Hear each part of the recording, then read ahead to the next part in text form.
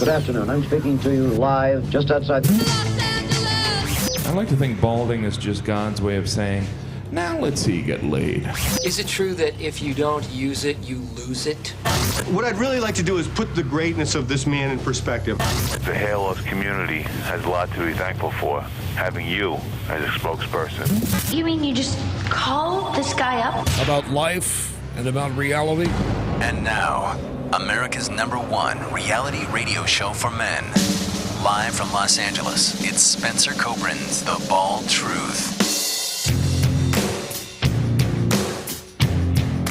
Hey guys, welcome to the show. 888-659-3727 is the toll-free number. Great to be here, and thank you so much for hanging out while we were setting up. Everyone who's listening to the broadcast through our audio resources, you may not even know we're late. So, you know, it is what it is. But thank you again so much for tuning in and hanging out. This is the Hair Loss Show. My mic may go in and out a little bit. Still having issues with my wiring. I can't fix it myself. I tried like 4 times over the weekend, and I probably just need a new cable. Something. Anyway, guys, we are live. This is the live broadcast, Tuesdays and Fridays. It is 5 p.m. here on the west coast of the United States. It is 5 p.m. On the west coast of Canada, which is where Joe Tillman is, who's live in Vancouver, British Columbia. And it is 8 p.m. Eastern, and I guess it's 7 p.m. Central. So welcome for all of you guys who take the time out of your day to tune in and actually give a shit about not only yourselves. I'm glad that you're taking this time to empower yourselves with this information, but with fellow hair loss sufferers. You have to understand that even taking the time to tune into this broadcast, the guys out there that I see tweeting about the broadcast, the guys out there that I see discussing the broadcast on different platforms of social media or on message forums, you are helping people get through this and navigate this incredibly dangerous, fucked up cesspool of an industry. And I'm not just talking about the surgical side of things. We are coming up worldwide, I just got the figures, on an $8.5 billion hair loss industry that is growing exponentially. 8 billion? 8.5 billion. And 99% of all products and services that claim to stop, prevent, or treat hair loss are complete bullshit. Will not help you in any way, shape, or form.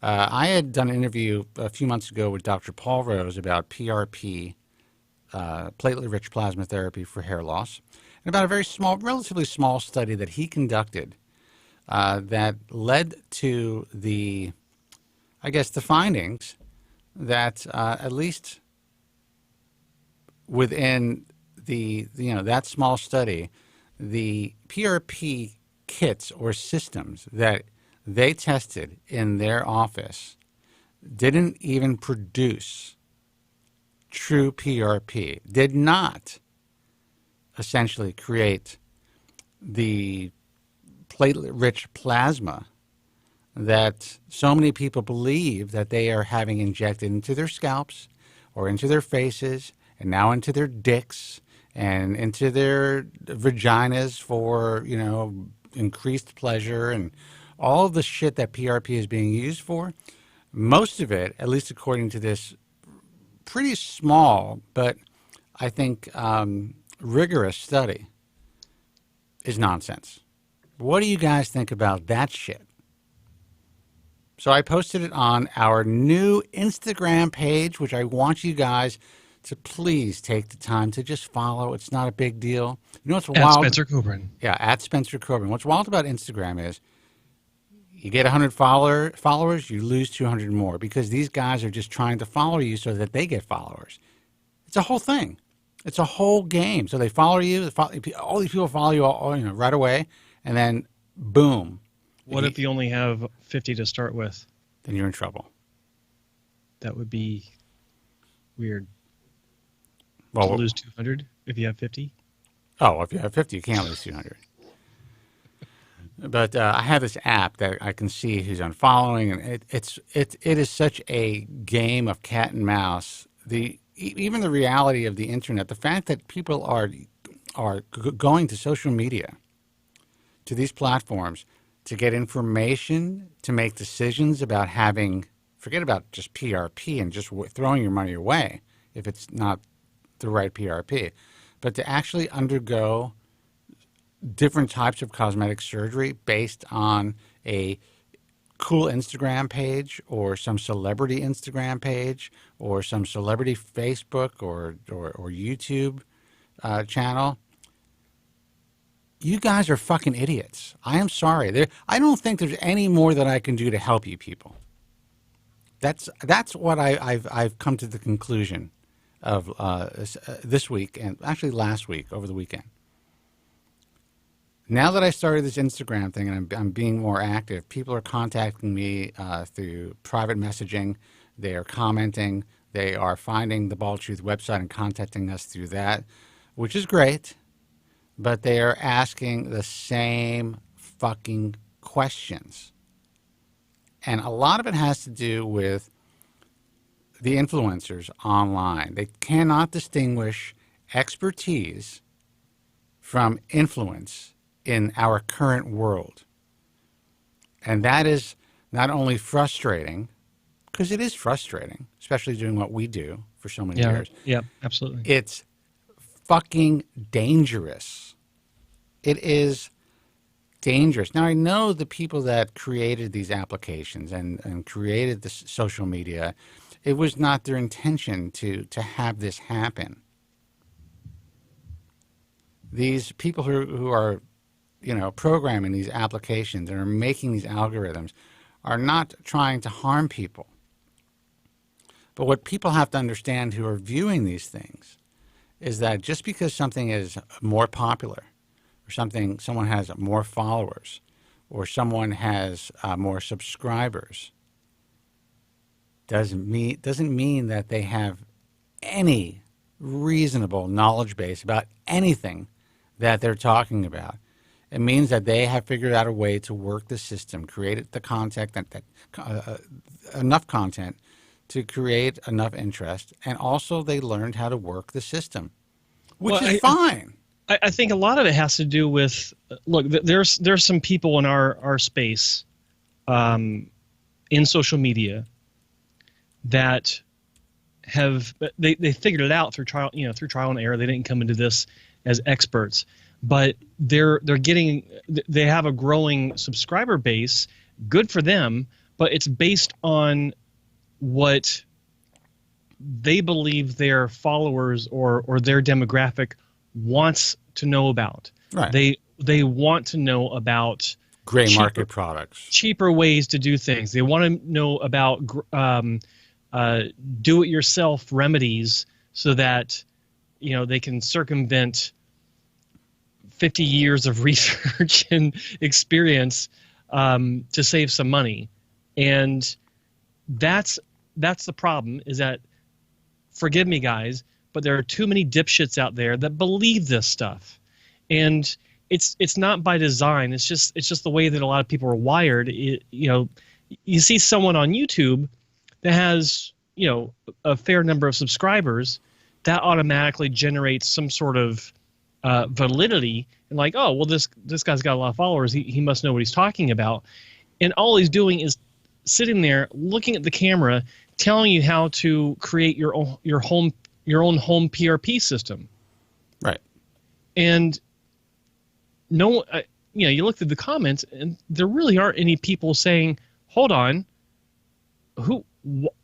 what about the dangers? What about, I don't know, injecting PRP in your own scalp and you forget that there are, bubbles in the syringe. I'm considering doing that and then just saying, just kidding, and then going on to something else.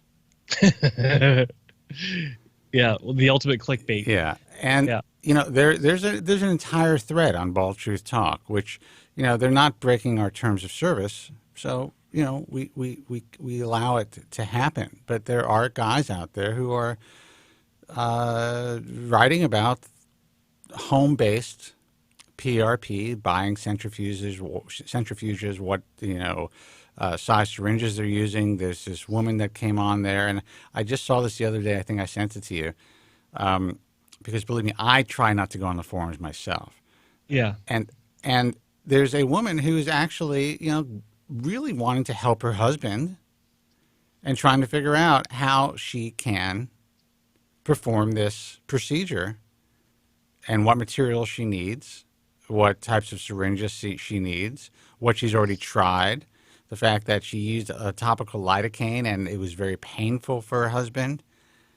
And Yeah. I'm thinking to myself, you're not removing a skin tag, lady. This is for real. First of all, best case scenario, you're wasting your time. Worst case scenario, you can cause potential nerve damage if you go too deep.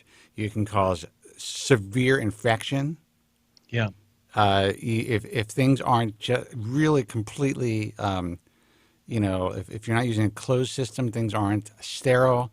If your syringes aren't sterile, if the room is not a clean room. Not to mention, I don't know, embolism. Oh, yeah, absolutely. Yeah. Fucking heart attacks, strokes, you name it, it can happen. Poor Luke. In that thread, poor Luke Perry, by the way. Let him rest in peace. I know that was bad. Good hair. And 2 years younger than me. Jesus. 2.5 years older than me. I know. Anyway, Four and a half years older than you. No, he's 52. Oh, he's 52. Yeah. You're 48? I'm 49. 49? Oh, fuck, it's over, dude. I'm 50 this year. Don't worry, dude. The 50 is the new 49. That's what I keep telling myself. Yeah. So after you sent me that link and I read this and I almost responded, like, what in the sweet bejesus, like, what are you guys doing? But it was like, okay, I'll just be hammered and they won't listen and be like the old guy, waving his finger. But I think there were some links in there, or maybe I was looking on Trestless on Reddit, and there's a whole subculture devoted to this where this one guy was showing how he made his own centrifuge with a fan. Yeah. I'm thinking to myself, yeah, looks. I'm sure it's inventive, but you're not really doing it right. And he's talking about how, I figured out that you need to include some red blood cells in with. It's like, no, you don't know what you're talking about. Now, when I didn't have any money and I couldn't afford a place with air conditioning, I would make my own air conditioners, and I would use one of those styrofoam coolers, a large one, cut a hole in it, put a fan in it. You're having something wrong. Something's going on with your. Is that on my side? Or? I don't know. What is it? Hold on for a second. Jesus, this fucking Zarian, damn you! Access violation. Ooh. I don't know what that means. There's nothing on my end. My video's fine. Address the module sensor of. That's definitely a Windows. I don't know if that's Windows or if that's. Fuck. No, meaning it's on your end. Yeah, it's definitely on my end. Sorry, guys. I have no idea. Here we go again. Of course, it's right on my face. How about I just kind of move that shit out of the way and see how long it lasts. Okay.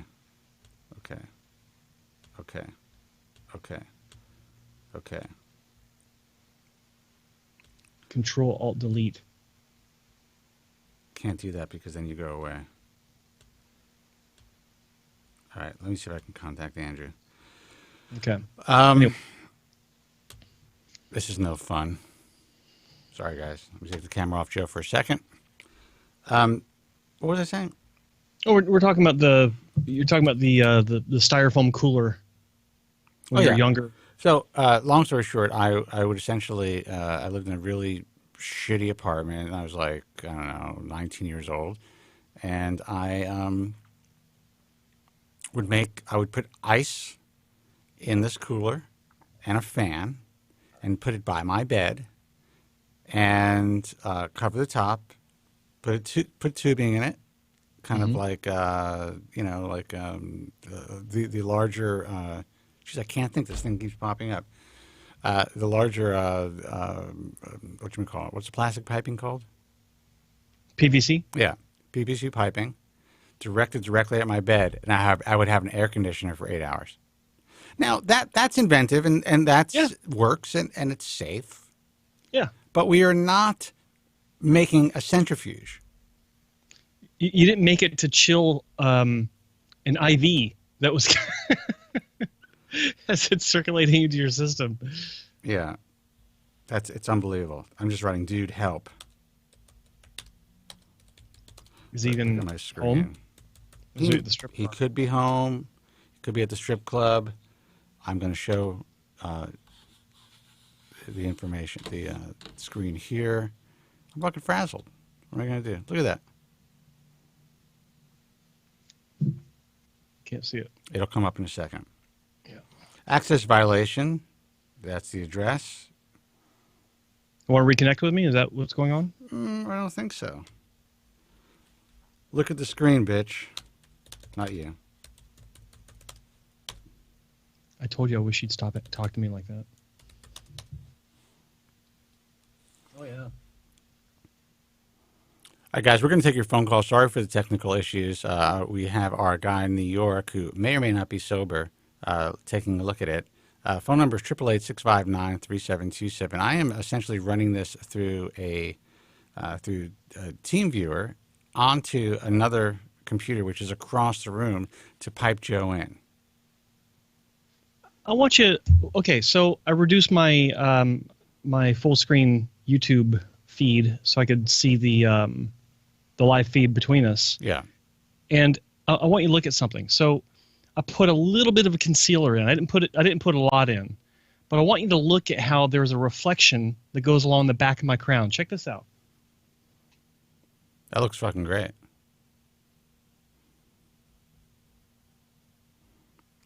You're looking great. So the light's reflecting on it, and that's like what's funny about using this stuff, like everyone, like over the weekend, Saturday night, my wife and I went to this charity gala ball silent auction dinner thing.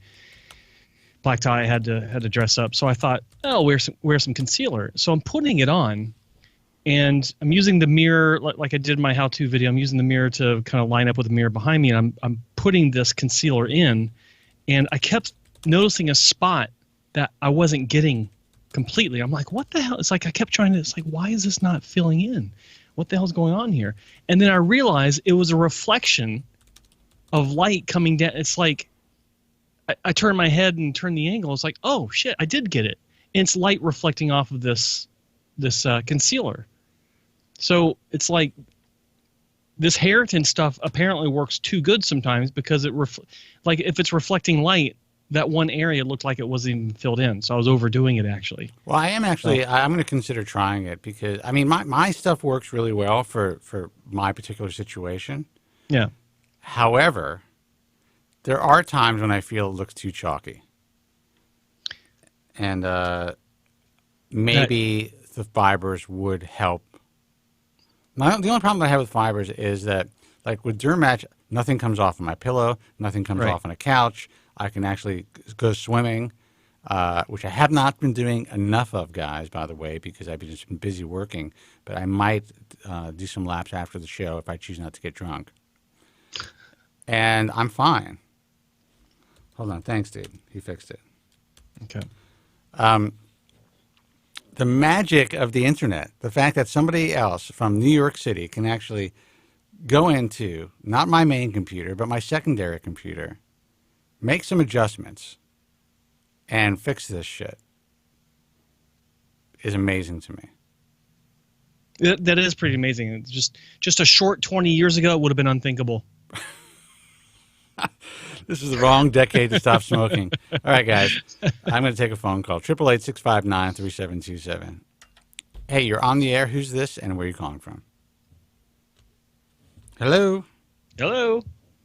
Please tell me that you could hear me. Tamusarian. Hold on. Hey, you're on the air. Who's this and where are you calling from? This is Alexander. Can you hear me? Alexander, Hey. I can hear you. Yes. How are you? Hey, how are you gentlemen doing tonight? We are, with technical difficulties and all, warts and all, we're doing just fine. We'd say we Yeah, can't you're complain, not. but we know that's not true. Yeah. We can complain. Yeah, And we have well, shit happens, Shit happens, There you man. go. So what's I like going that. on? I'm just relaxing. I got off work not too long ago, but I did get called back in, so I do have only a couple of minutes to talk. Okay. But I did definitely want to call in. Yeah. Good. So you actually wanted to call on Tuesday, correct? And we did not do the show on Tuesday, but you kept bugging the shit out of me. I'm like, all right, man, I'll take your call. No, you're very nice, and I felt that you needed to get this information as soon as possible. However, after speaking with you privately, I thought that it might be best for you to try to call in again to get Joe's opinion about your situation. So why don't you let Joe know what's happening? And let our callers know. Sure. I mean, our listeners. Hello, Joe. How you doing? My name is Alexander. Hello, Alexander. What I'm can I help from you with? Houston. From where? I'm from Houston. Okay. Houston. And I went to go see, I had a consultation with Dr. Arocha. It's something I've been interested in for a while, for, hair loss surgery. And I decided to kind of, make the plunge and just go for the consultation and kind of get his professional opinion. And he suggested a FUE procedure to kind of close my temples and strengthen my hairline a little bit. And at first I didn't think I was a candidate because I do have kind of fine hair. I don't have the thickest hair. But he told me that, my hair donor area was, pretty good. So he went ahead and kind of gave me the numbers and told me about the procedure. And, Okay, sorry, Andrew, let me stop you real quick. So when you say fine hair, do you mean low density hair or do you mean a small hair shaft diameter? Quality? Small hair shaft. I actually see, he sent me some pictures on Facebook. I'm trying to copy. Yeah, I'm not sure that's the best pictures, but I did send it to you. Yeah. Well, I'm sending them to Joe. If they're not the best, they're the best we got. So let's see what we can do here. Continue while he's doing this. Sure. So basically, he gave me the numbers, the price for the procedure, and I went home and I started to do some research. And I mean, I'm familiar with FUE and FUT, and I know the benefits and the disadvantages for both of them. So, I started to Google more about FUE, and I started to get a little discouraged with the growth rate and all that stuff. But I think the main reason why he suggested FUE was because I keep my hair short. I mean, that's, for me, like, what's the point of getting surgery if you can't have the hair style that you prefer? Right, of course. So I think that's another reason why he suggested that. I mean, obviously, FUT is an option for me. I mean, that's something I could also do. He says I'm also a candidate for that. But I've been going back and forth between FUE and FUT, and I was just like, okay, maybe I don't know. I don't know as much as I thought I did. So I'm trying to get the right, whatever's best for me in the future. Okay, so I've been on, like I told Spencer. I'm sorry. Well, I was going to say, I think you're about to answer my question. First question is, are you on medication? If so, how long, and how's it been working for you? I've been very responsive on medication. I've been on Propecia since 2007. I've pretty much kept my hair. I do have diffuse thinning on top, which I, conceal it with Dermatch. Do a pretty good job. And when I cut it short to the length I have now, it looks good. But obviously, if I take off the Dermatch, you can obviously see the thinning areas. And I do have, recession in the hairline, the temples. And I think the strongest point is, the frontal peak, I want to say. But obviously the temples are receding and there's thinning in there. So I was kind of hoping he could go in there and kind of strengthen that area and fill the temples in. I mean, honestly, if I can get my hairline the way I want it, I'm pretty happy with even though I have some thinning on top. But like I said, with the medication, I feel like I'm responding well. I'm holding on to what I got. Right. Now Joe, I just sent you some images. Yeah, and I've seen them already. Yeah. I was looking at them while he was talking. But Andrew, how old are you? My name's Alexander. I am 34. You're 34. Okay. I'm sorry. What did I call you? Andrew. Andrew. Sorry. You got to give him a break. He's almost the guy's almost 50. Yeah. Sorry. My mind's going. 49 and you 50. Yeah. All right. So all right, and your only concern is the scarring, and how because you have relatively short haircut. Now, the photos that you sent to Spencer that he forwarded on to me, is that the length of hair that you normally have? Typically, yes. I mean, okay. I like to keep my hair a little longer on top, but because it's thinning, it doesn't. This is like the perfect length for me. Right. And about how long is that? Like, if you were to tell me, like in inches, like half an inch or it's like it's a 5 guard. It's a 5 guard? Okay. All right. Yeah. Here's the thing. I don't like to tell people that, 5 guard, yeah, you should have no problem with a strip scar. I mean, go ahead and have a strip. But at the same time, it's like, I don't like saying that because it almost sounds like I'm promising that it'll be fine, which is the last thing. Yeah, because everybody heals differently. Exactly. It doesn't matter. Look, Dr. Rocha is obviously very good at what he does. He's an accepted member of the IAHRS. He's a supported hair transplant mentor doctor. He works. We work together. I think that he's really good. But still, I mean, it's your body and your physiology, and everyone heals a little bit different than the next guy. So there's no guarantees with that. Right. I think that. Okay. Well, let's back up real quick. Have you considered not having a hair transplant at all? Have you considered just shaving your head and see how you like that? And I ask that because I haven't. Yeah. Because so all right. So what was your thoughts on that? Like, is it something that you've done, or just something you've considered? Something I've done in the past. Like, I spoke to Spencer. I mean, I've been able to maintain my hair the way it is and my hairline, and I've gone that route with like shaving my head. I think the main concern is my hairline. Like, I don't feel like it shapes my face, and it's very hard for me. Like, I'm caught in between. Like, I can't grow it out long. I can't cut it too short. So I've considered surgery in the past. Let me ask you: Have you tried facial hair, or do you wear facial hair? I don't. My hair is very sparse, like on my sides. Like, I grow chin hair, but I can't really grow a beard. Now, if you were able to grow just kind of like a little chin beard, I mean, and I don't know if that would look good on you or not, because it is stylish.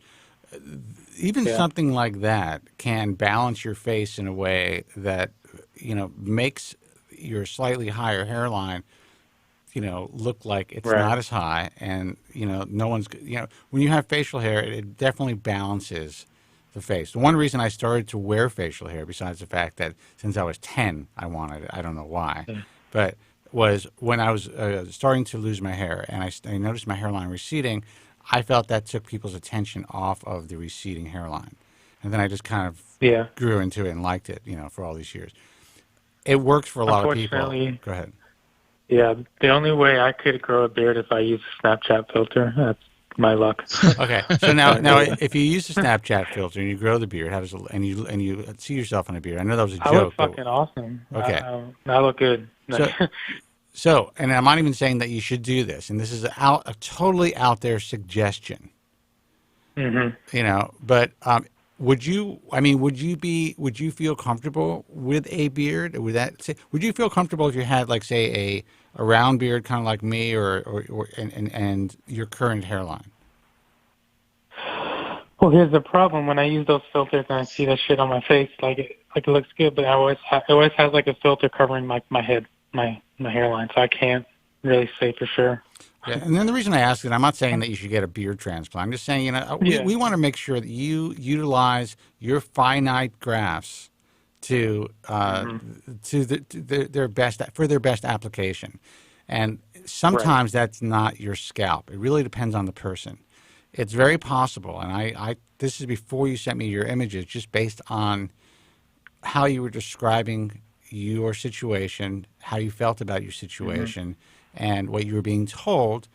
I mean, I was kind of on the fence. You know, when you were asking about having strip, I think I explained fully all of the, the entire scope and possible pitfalls of having a strip, even if the scar is perfect, even if you are at a number 5, it's very possible that you're going to notice a slight change in the integrity of hair growth or the pattern of hair growth in the back of your scalp, which will leave a visible a defect, even if you can't see the scar. It'll look like there's some sort of a line there that is basically hair, but just because the matchup isn't exact, and that can happen.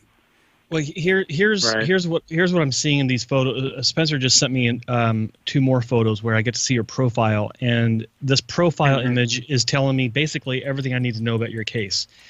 So, would you say it's more likely to be the case or less likely to be the case if I ask you, is the angle of the hair as it grows out from the back of your scalp, is it more of a right angle to your scalp, or does it lay flat against your scalp? Actually, that should be your new page, though. Joe Tillman, hair transplant profiler.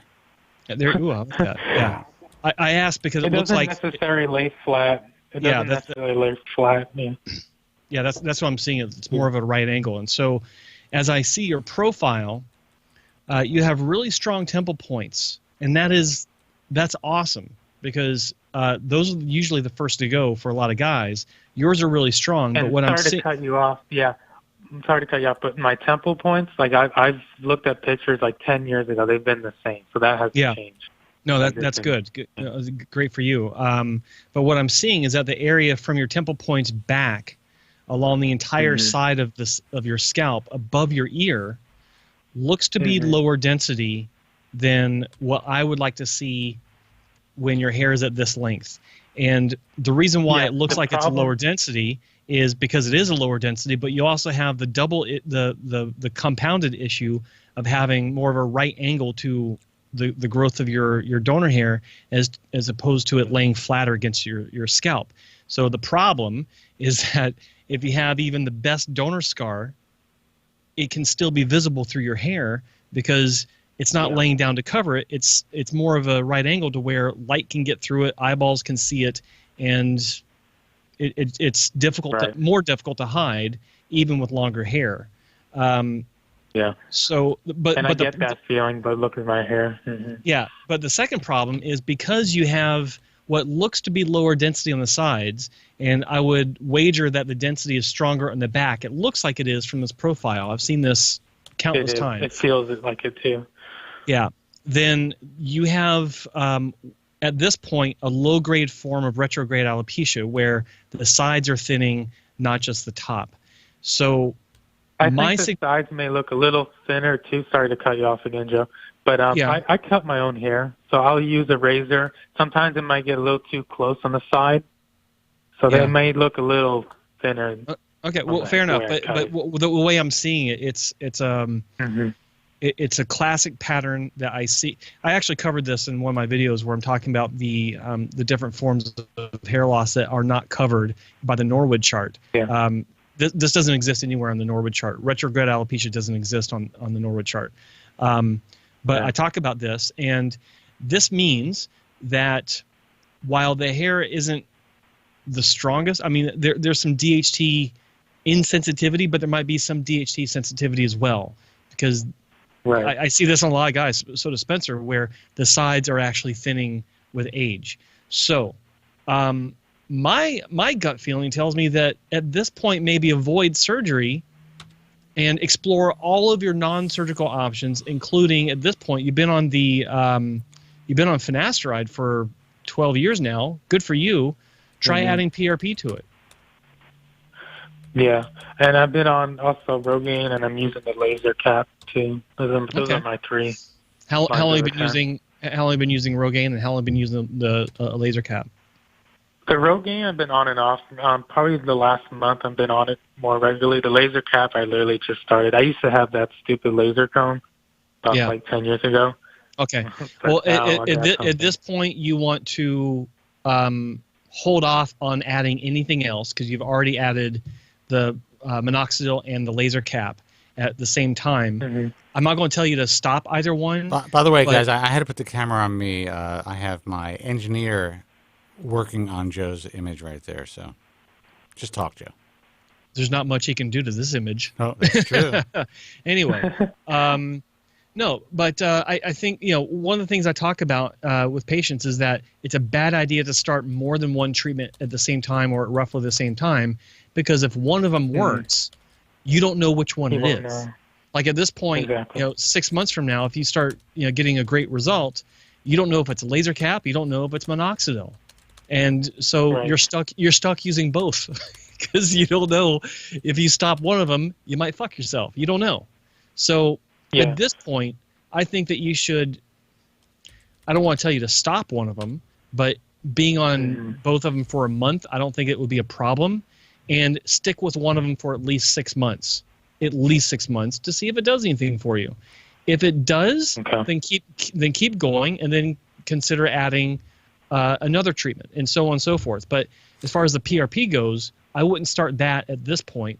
I would let one or both of those treatments do what they're going to do before you make that decision. Now, what Alex hasn't told you is that he's already given the deposit for his surgery, and he has 2 days before he has to make a decision. I do. Great. Well, I always push it off and have it done later. But yeah, I did make the deposit.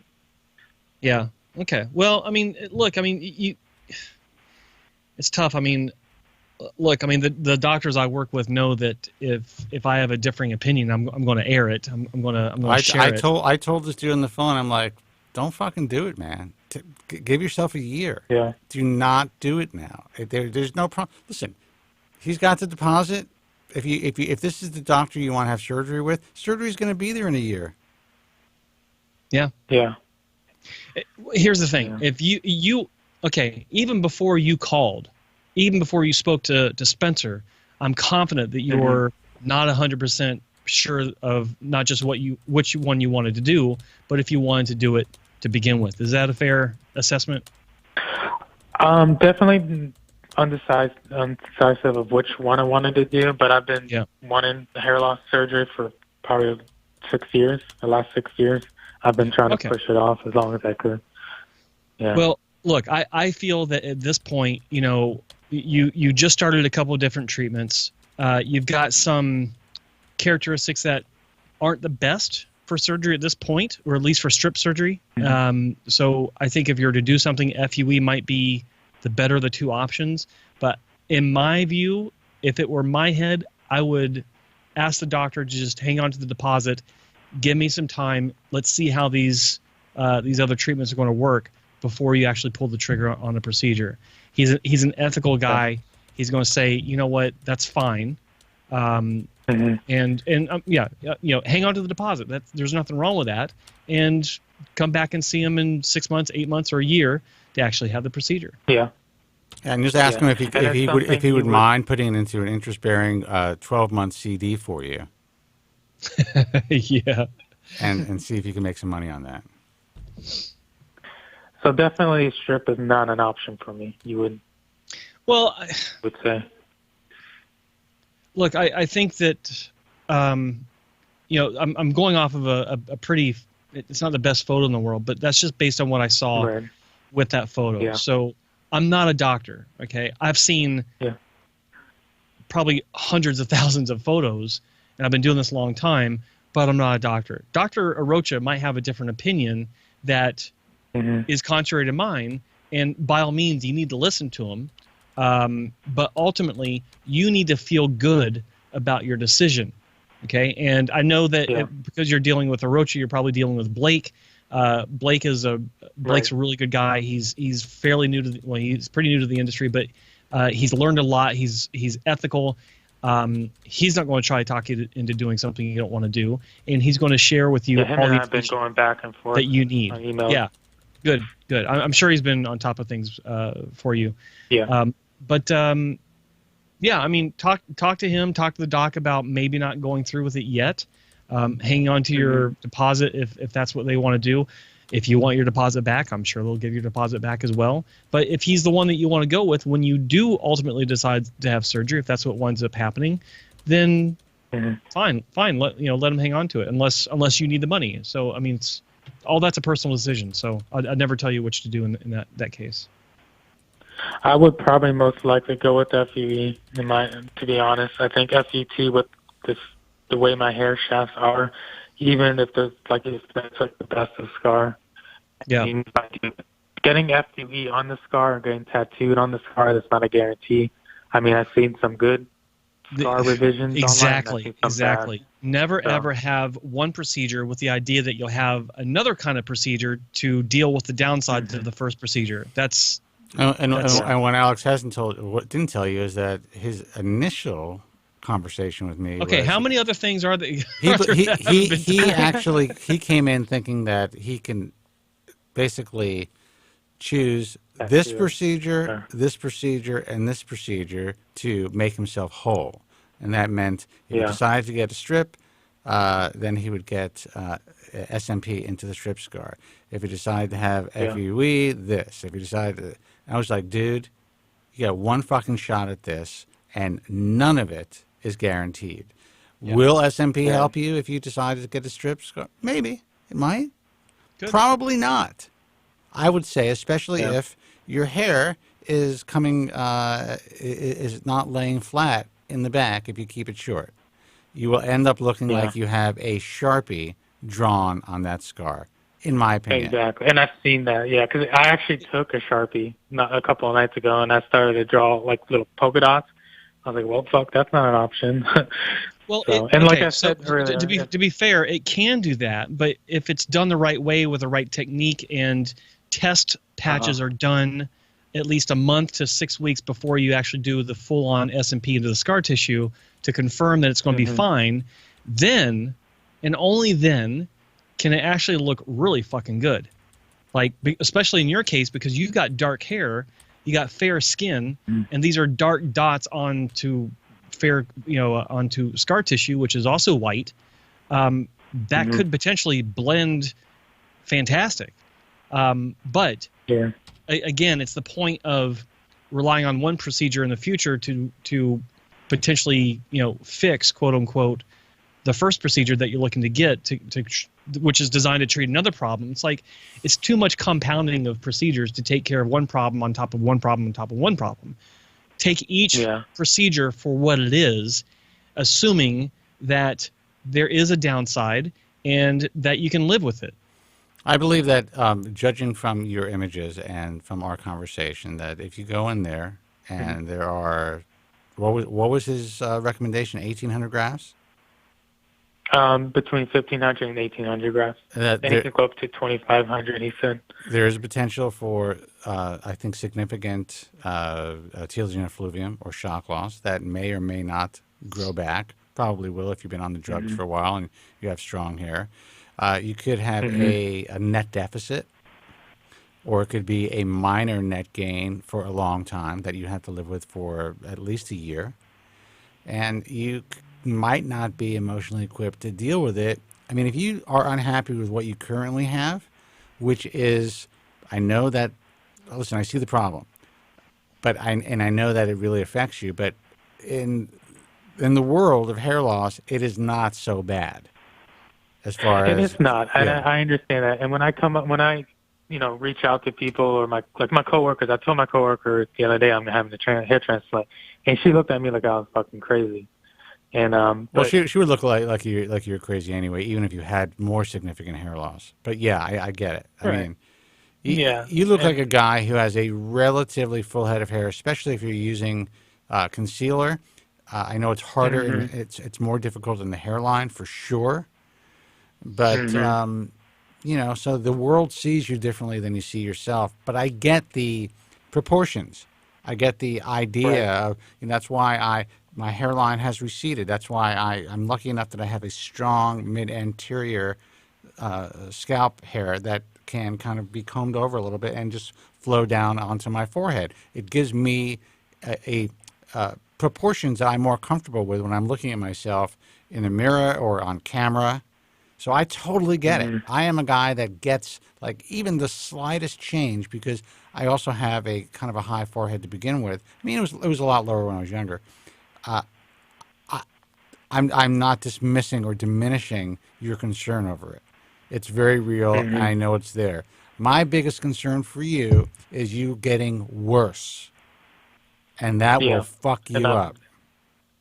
And not be emotionally prepared for that. Yeah.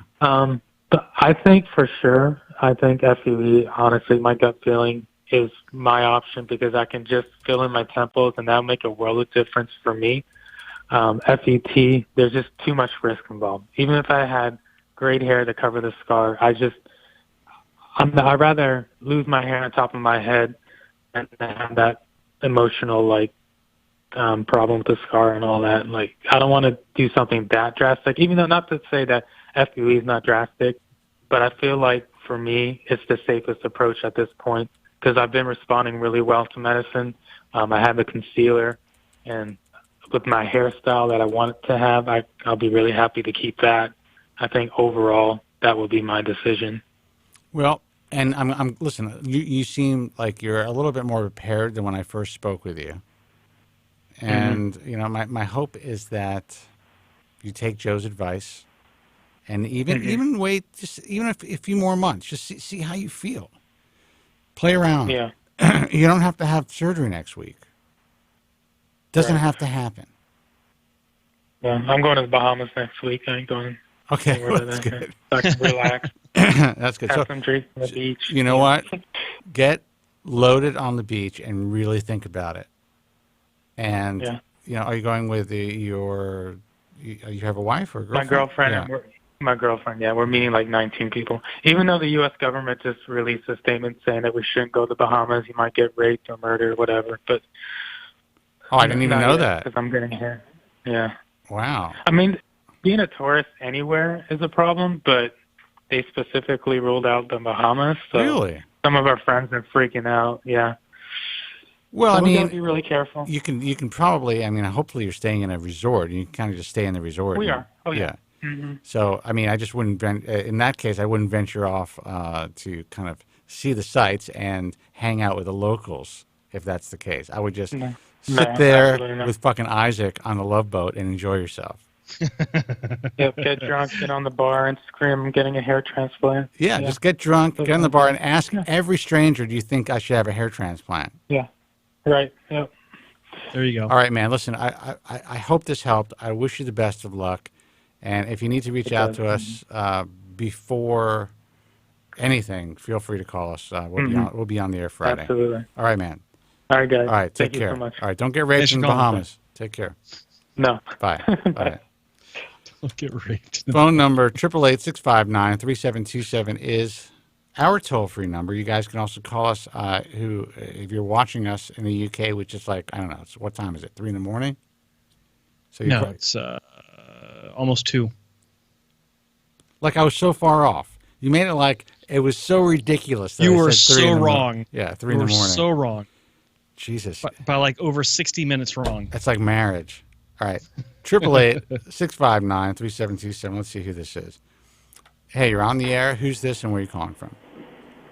Hey, this is Mike from Vancouver. Mike, what's happening, man? Hey, Mike. Hey, how you guys doing? We're okay. Can't complain? Hey, I love the show, and I just want to say thank you for doing it for so long. And, you know, you're helping out a lot of guys like us, so I really appreciate it. I appreciate it. I just don't know how much longer I can do it, dude. I'm being honest with you. but thank you. Hey, man, you got to do at least another 20 years. Dude, if I'm doing this at 74, I'm telling you. I already told Andrew Zarian. He has to come to. He has to come to the studio. I'm pretty sure there may not be a plug, but he can shoot me. I give him full permission. All right, man. So what's up? Listen, so I've been wanting to get a hair transplant for the last 2 years or so. And I've done a lot of research. I've done a lot of consults. And I've come down to 2 doctors. And obviously they're both in the ISHRS. ISHRS or the IAHRS? They're both in the ISHRS. Okay, which sadly just means that they're it doesn't really mean anything. They're part of a organization that is there to educate and have parties and educate physicians and shit like that. But go ahead. Oh, yeah. Well, one of them is a local guy, which Joe used to work for as well. And the other one is a doctor in Mexico, and Dr. George Cortez. So I'm just wondering, is it worth the money, saving the money to go down to Mexico, or do you think I should just? If you were talking about a guy that Joe used to work for, now is this the guy that actually did Joe's hair transplant? No, it's the other partner. Okay. All I can tell you is both of these guys have had some of the best reputations in the field for many, many years. They're in your backyard. That's all I'm going to say. Sure. I'll say this. I'd ask you what part of Vancouver you live in, but you could walk to the clinic probably before you could fly to the other clinic. It's like, there are considerations to keep in mind.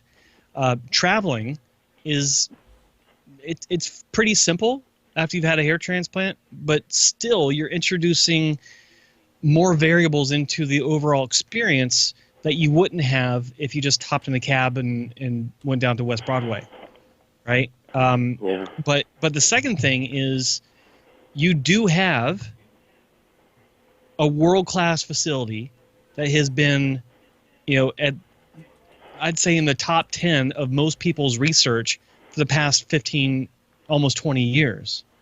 And then you said Dr. Cortez, is that his name? Yeah. Yeah. George Cortez, yeah. Yeah.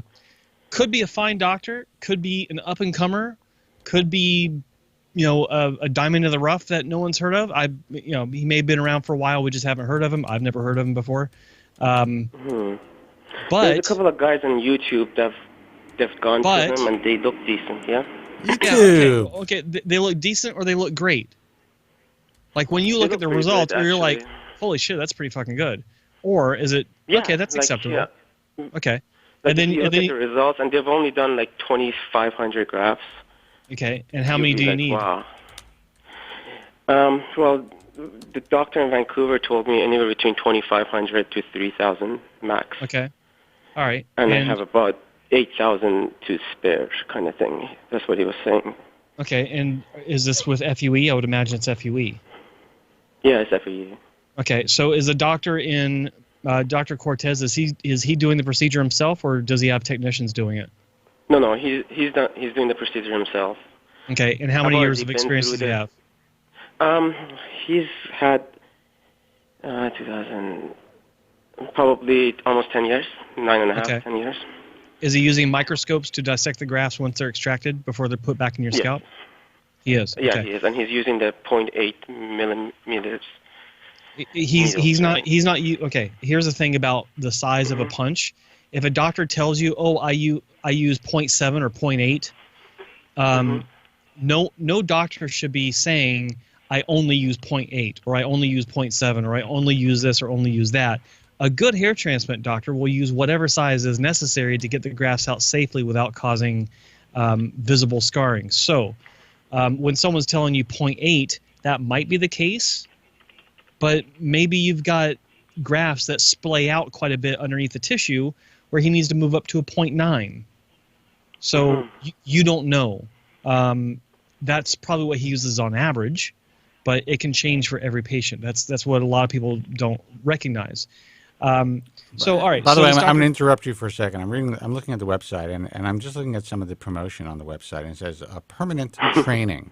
This is in 2012, Dr. George Cortez was part of the prestigious ISHRS International Hair Transplant Congress at the Bahamas. In 2013, Jimmy, who I'm assuming is his brother, Cortez, his brother, was capacitated, I don't know what that means, at the ISHRS International Hair Transplant Congress. Does that mean incapacitated? Because a lot of these guys are incapacitated at these congresses. Hair Transplant Congress at San Francisco, California.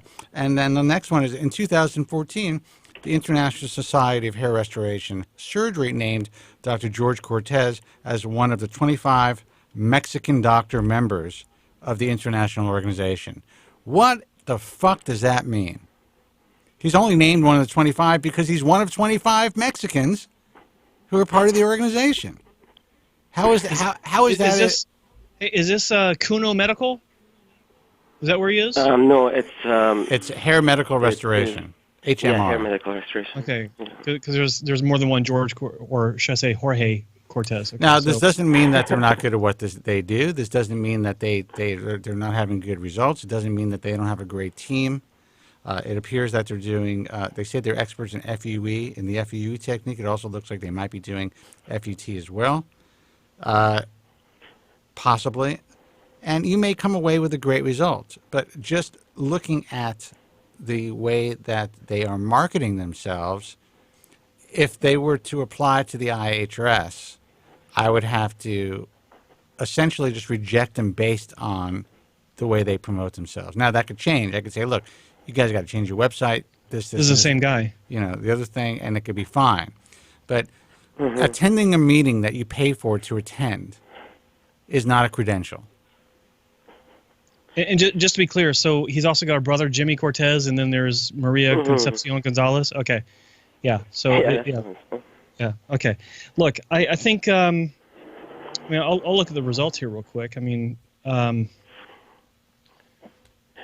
a couple of guys on YouTube. That's how I found them, actually. One of them is Frederick, and then the other guy is, I don't know, some other random guy. I'm going to look at the YouTube videos right here.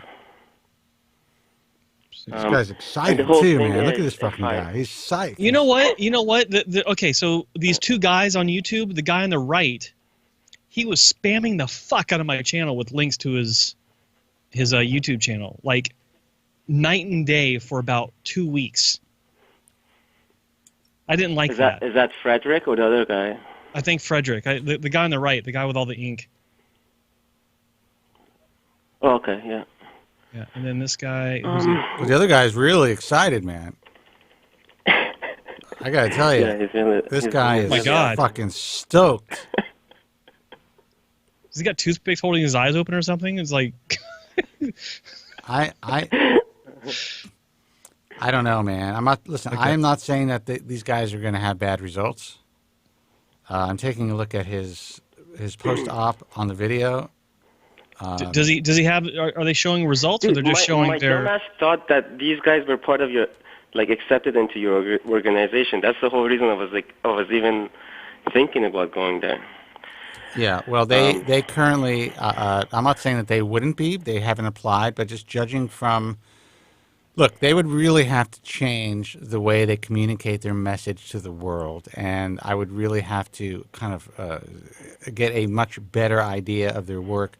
What I'm seeing currently is, look, we're looking at a Latino male with a, I would say not an inappropriate hairline if you were doing SMP, but for surgical hair restoration, I would think that you would want to create a little bit more of a recession just in case. You don't want to lock them into that. Again, that's just my opinion. Joe, I don't know what you think. I'm looking at the. I went to the results section and I see 1, 2, 3, 4 cases. That's it. Yeah, and then the two. Pretty shitty, yeah.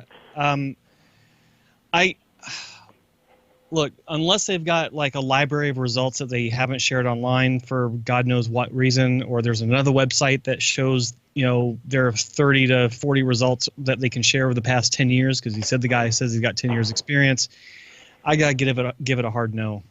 There's just not the enough website to go is popped. on. They asked me how I can help them. I can say we have a caller on our radio program who's currently asking about you, and they were confused. No, I mean, it says here, look, as a member of the ISHRS, Hair Medical Restoration is in constant training and updating in everything about hair transplants. This helps guarantee quality and optimal results for our patients. That ain't no guarantee. That line alone is, in my view, something to look at with a jaundiced eye. Now, my hope is that they listen to this program and they contact me and say, hey, we would like to apply to the IHRS. And I'll be like, okay, you can send the check here. No, I'm kidding. I will be like, let's take a closer look and let's speak to your patients. And you really need to change your marketing because it is not what I would consider to be something that would be acceptable if there was some outside advertising standards in this field. It would get a big red flag, in my view. Again, this is just my opinion. These guys could be the best fucking hair transplant surgeons in the world. We don't even know this. They could be diamonds in the rough, churning out patients that are so happy that they're wetting their pants.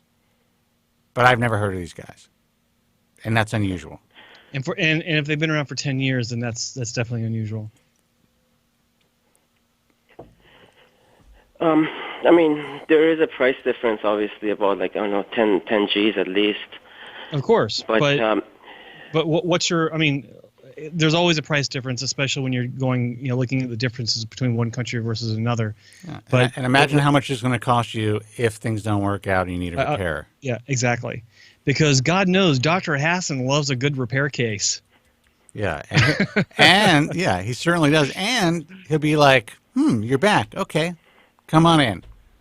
Now I have to repair you, and I'll take your money that I could have taken before. The thing is, when I went to see Dr. Hassan, when I looked at the results that he was showing me while I was sitting in his office, I didn't really see anything that was like standing out from anything else I've seen.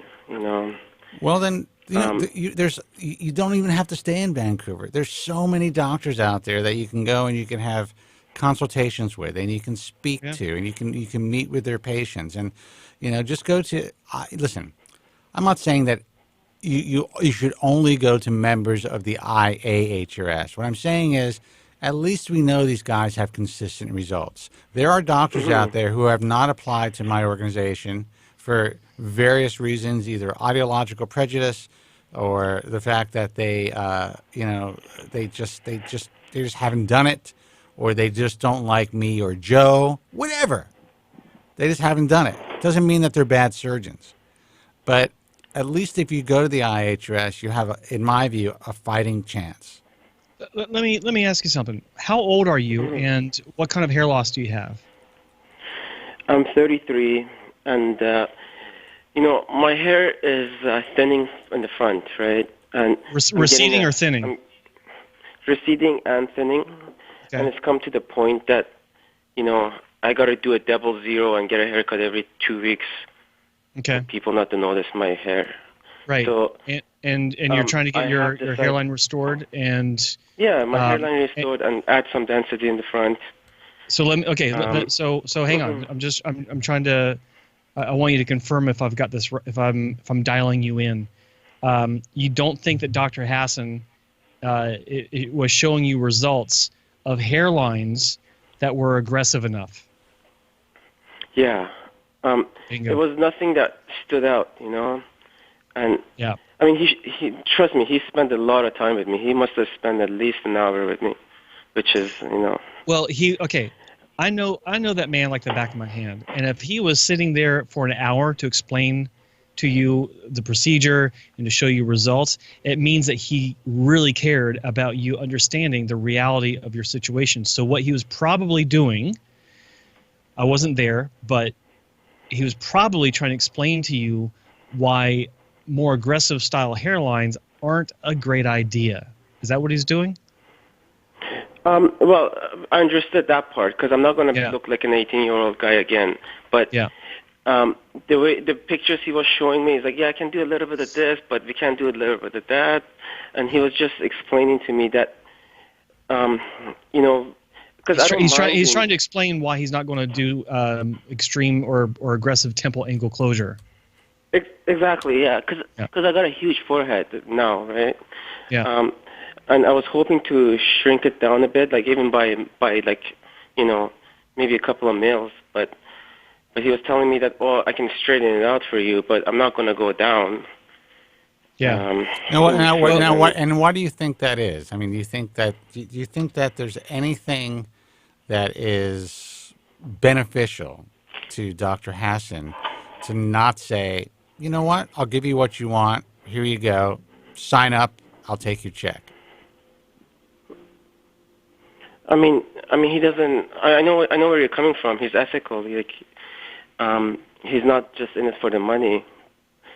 But at the same time, I don't know. It just felt kind of weird because. But you don't have to go to him. That's the thing. There. You should go to other. You should take the time to take the 2 consultations that you've already had, and take that knowledge, and then have several more, and then you see what all the other guys are saying, and eventually, you're going to come to the conclusion that a greater percentage of people are saying one thing compared to the other. Yeah. And then you'll be able to make a more informed decision. If you have guys out there who are well known, who are well respected, who are saying, you know what, we in your particular case, we may be able to give you the hairline that you're asking for. That's different. And if that's happening consistently, then at least you have an idea that it's not just, okay, this one person down in TJ is telling me that I can have this done, and this other person up in Canada is telling me that I could have this done, and they are 2 completely different designs than you were interested in, or you're more focused on the more aggressive design. That's just not enough knowledge to go into having surgery. You don't have enough information to pull the trigger. And I was going to say, one thing, you said that your hairline's receding and thinning. So if you're talking about lowering it, as you just said, like if you said to him, "Why, can you lower it just a couple of millimeters?" and he's saying no, that means that in the grand scheme of things, your recession is not as strong as the thinning.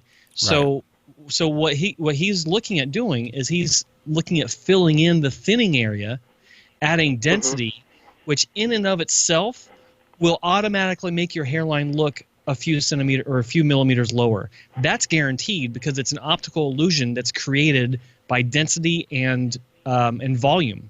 Right. So right now you told us that you're doing the There's also a bit of shadowing from that density. Exactly. You're shaving to a 0 guard or a 1 guard, or you said 00, something like that. 00 in the back and then 1.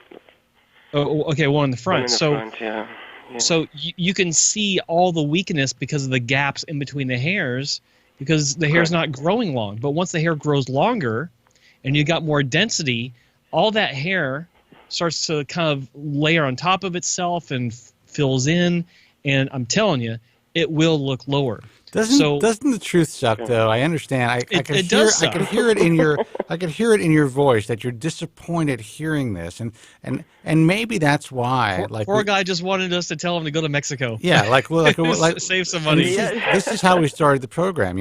These are the guys that give you what you want, that get the eyeballs, and which is unfortunate, but it is what it is. Look, I think based on what I'm seeing, that and based on what you're telling me, that you might. This is premature. You're not even close to being able to make a decision to have a hair transplant.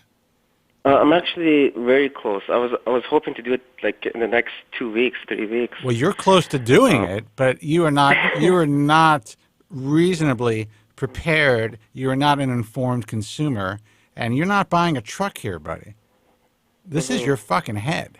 Yeah, you can't just take it back for a different model if you don't like it. But what I would suggest, is that if you're going to have a procedure anyway, and I think odds are you probably are, you can always lower your hairline in the future if you don't like where it's placed. You can't take it back up. So, if you have your hairline lowered and it's too low, you can't take it back up. But if you trust in someone that has the experience, like Dr. Hassan or like Dr. Wong or like any of the other doctors that have been doing this for legitimately, yeah, I had a consult with Dr. 10 years Bobak or 20 too, years. With Dr. Who? Bobak. Okay. Dr. Bobak. And what did he say? Because he would be a little bit more aggressive. He was telling me everything I wanted to hear too, and he was telling me about 3,000 grafts. But he has the thing about him is that he does have a certain level and a certain skill set that most or many of physicians in this field they don't possess.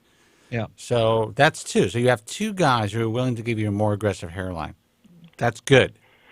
Let's see how many more guys are willing to give you the same answer. And then you can make it. But in your opinion, Dr. Hassan is one of the best. Well, hang on. So what you need to understand is if you're going to have FUE with Dr. Hassan, he's not doing the FUE part of the procedure himself. His technicians are. Okay? He's making the incisions to place the grafts. Okay. And then with Dr. Bobak, the doctor's doing it, and you said with Dr. Cortez, he's doing as well. So that's one of the things that you need to determine. Is that something that you're comfortable with? Do you want a technician to do it, or do you want a doctor to do it? It doesn't matter if you're comfortable with it, but you got to identify that and be at peace with it before you move forward to make your final decision. So if you have technicians, you have to reconcile in your brain that you don't know who these people are. You don't know if they traveled that night. Well, I guess in Victor and Jerry's case, that's not the case. But you don't know what kind of experience they have. You don't know what kind of experience they have. You don't know if they are drinking the night before. You don't know if they have marital issues. You don't know. I mean, there's so many different variables that can. You also don't know about the doctor, but right, that's true. I mean, listen, a doctor can come in loaded also.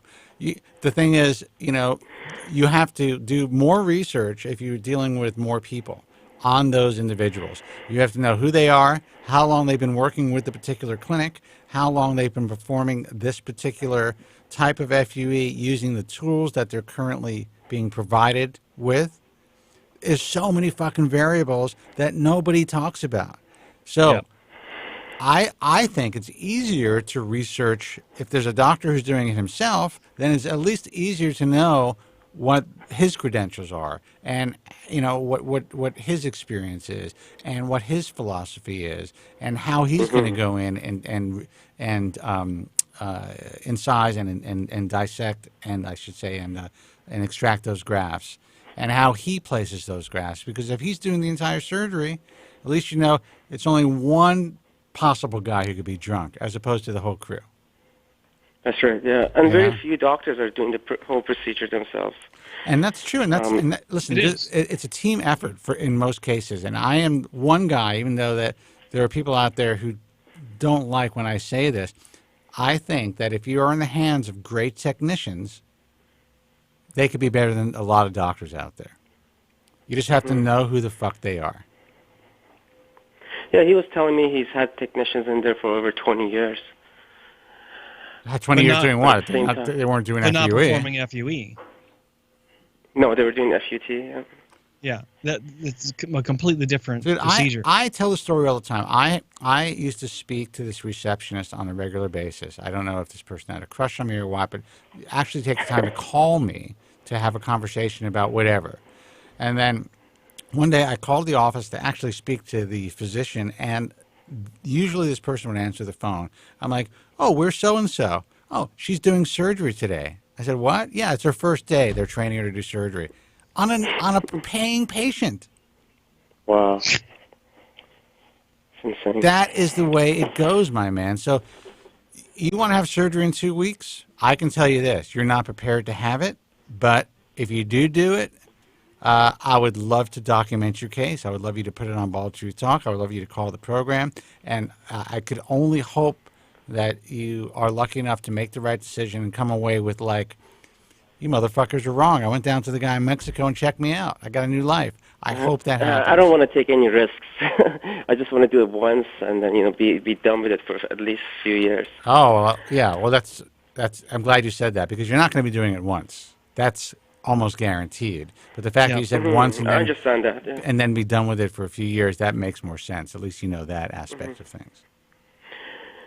Well, we'll see how it goes. I think I'm going to do a couple of more consults. Good. And then just postpone the whole thing for now, because I had all my money saved up and everything. So. Yeah. And you know how much money do you have saved up? About 30 G's. Dude, you know what kind of car you can get? You're done. Hey, just put it away. Yeah. Put it away and take your time. Where do you live? You live in Vancouver? I was going to say that could be a down payment for a house, but not in Vancouver. No, not in Vancouver. No, not in Vancouver. No. Yeah. It's down payment for a rental storage unit. You can have a down payment for a possibly an RV. I mean a mobile home By the river. Yeah. Hey, Right. where are you in Vancouver? In Yaletown? Are you I'm in Richmond? Coquitlam. Or okay, you're in In Coquitlam. Coquitlam. All right. Yeah. All right, man. Well, listen, I'm glad you called. I wish you the best of luck. Please just take your time. It doesn't mean that you're not going to make a good candidate for hair restoration or hair transplant surgery. You just need to be really prepared before you pull that trigger. Exactly. Yeah, I will. All right, man. Thank Good you luck. so much for the. Thank you. You got Thanks it. for calling. All right. Take care. Thanks, Joe. Bye. I love to get off the phone and say saved another life, but we have no idea. This guy just could, he hung up the phone and he just clicked on the Mexican website to book his surgery. Yeah. Bios con Dios, amigo.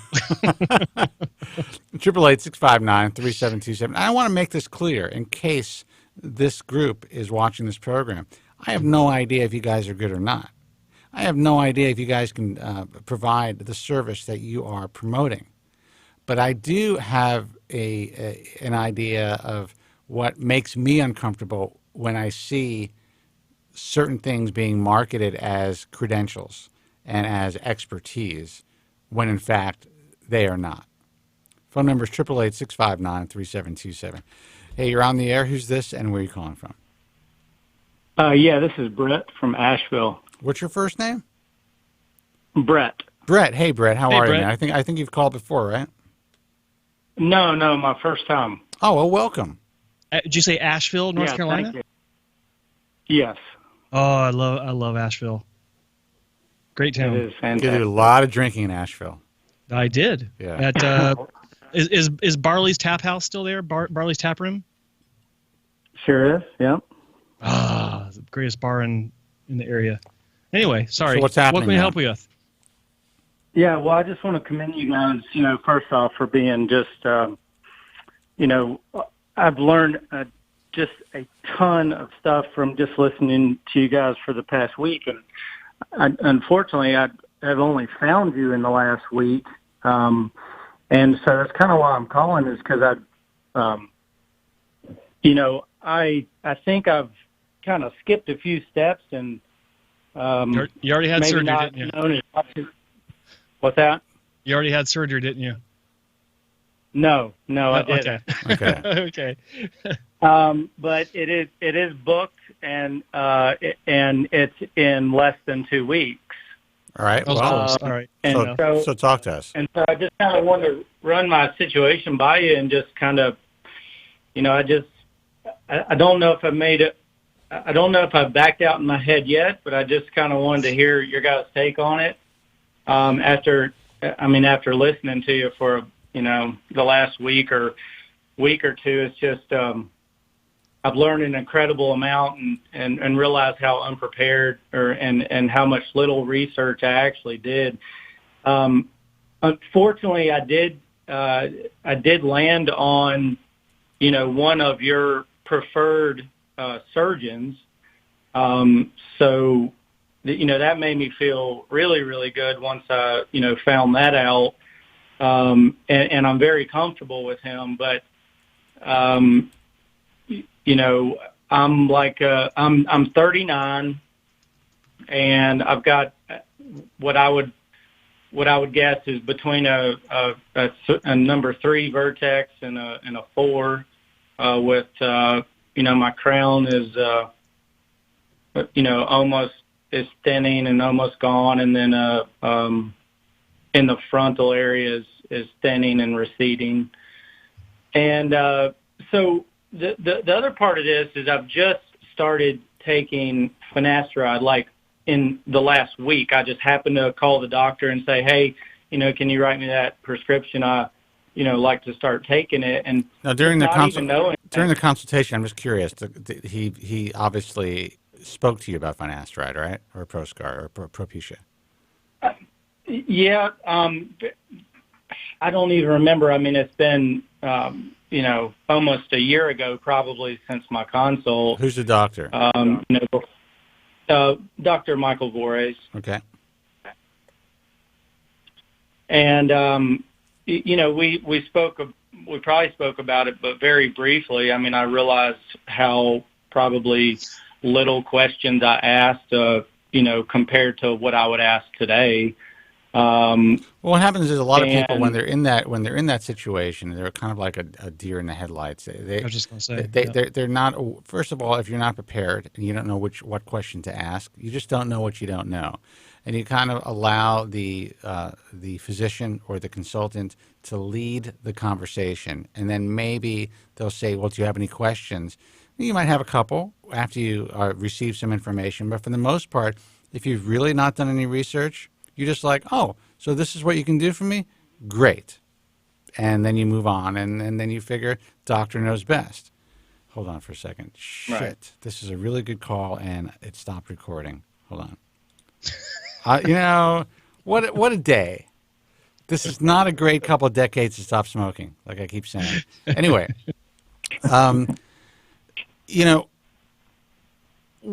a year ago, when you had your consultation, did you have more hair, or did you lose a lot of hair in the last year? No, it's very similar in the last year. Okay. It's been just a very, very slow progression of hair loss. Nothing's ever spiked and just came out all at once, and it's been a progression since probably I got out of college or something. Okay. So part of me is just I haven't been on finasteride but for a week, and listening to you guys, it's kind of like you kind of recommend to take it one step at a time, and I feel like I just skipped to the end without knowing any better, without seeing what the drug can do for me first. But I mean, what are your thoughts on that? I mean, I think that's a good. That's a good thought. I can tell you this: there's a lot of IHS members now who are like, "Holy shit, we lost these many surgeries this show." But there's two and counting. Yeah, but I will tell you this: that's a reasonable thought. I mean, just from listening to us, you realize that. Listen, you would be one of the anomalies who regrew such a significant amount of hair that you would feel like you had a full head of hair again. But it's possible, given what you've described, that you might get yourself back to a Norwood 3. And that's the thing is I never expect anyone, or I never tell anyone to expect that it'll negate the desire for surgery completely, but it can be the difference between 1,000 grafts, 500 grafts, 1,500 grafts, who knows. And it can save you thousands of dollars. It can save you thousands of dollars, and you can't have a hair transplant that will ever look like, or your scalp will never look like it did before you lost your hair with a hair transplant. So, why lose it? Get on the medication, stay on the medication, see what it does for you. I think that everyone that's considering hair transplant surgery should really dig deep and think hard about the need for the medication first, because there are many cases out there where at the very least it'll save you several $1,000s because the graft count will be reduced a year later because you had at least some sort of reaction or positive reaction to the medication. I think it's worth waiting. And when you do decide to wait and you call Dr. Voorhees' office, make sure that you said, Joe Tillman made me do it. I knew you were going to say that. I knew it. Tell Mike I said hi. So what, I've been taking I think I'm a little confused on the difference between finasteride and Propecia. I mean, it's the same thing, but just a name brand is the Propecia and Proscar. I think I'm confused about the differences between those three. Proscar is the original. It came out in the early 90s in a 5 milligram tablet for prostate health. Propecia is a 1 milligram version that is marketed towards hair loss. And then when you see a box that just says finasteride, that's the generic version, either 1 milligram or 5 milligram. Spencer and I are brand whores. I don't believe in straying from the original because The generics can be somewhat inconsistent. There's a lot of anecdotal evidence out there to support that. So I believe in the generic being finasteride. Yes, where it just says finasteride by some company other than Merck. MERCK is Merck, the original manufacturer. So you get the ProScar 5 milligrams. Go to your pharmacy and get yourself a pill cutter for $5. Quarter the tablet. I'm not a doctor, but this is what a lot of doctors recommend.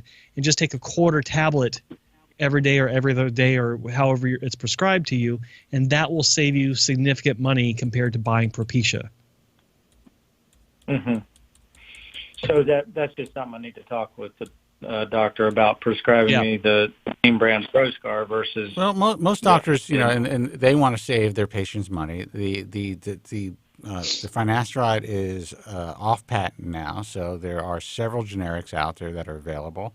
And they normally, when they write a prescription, they are not going to write brand only unless you ask them specifically for that. Yeah. Now, with that said, I want to make it clear, there are plenty of guys who use generic finasteride who do very well on the generics. The only problem with generics, well, there's a couple of problems.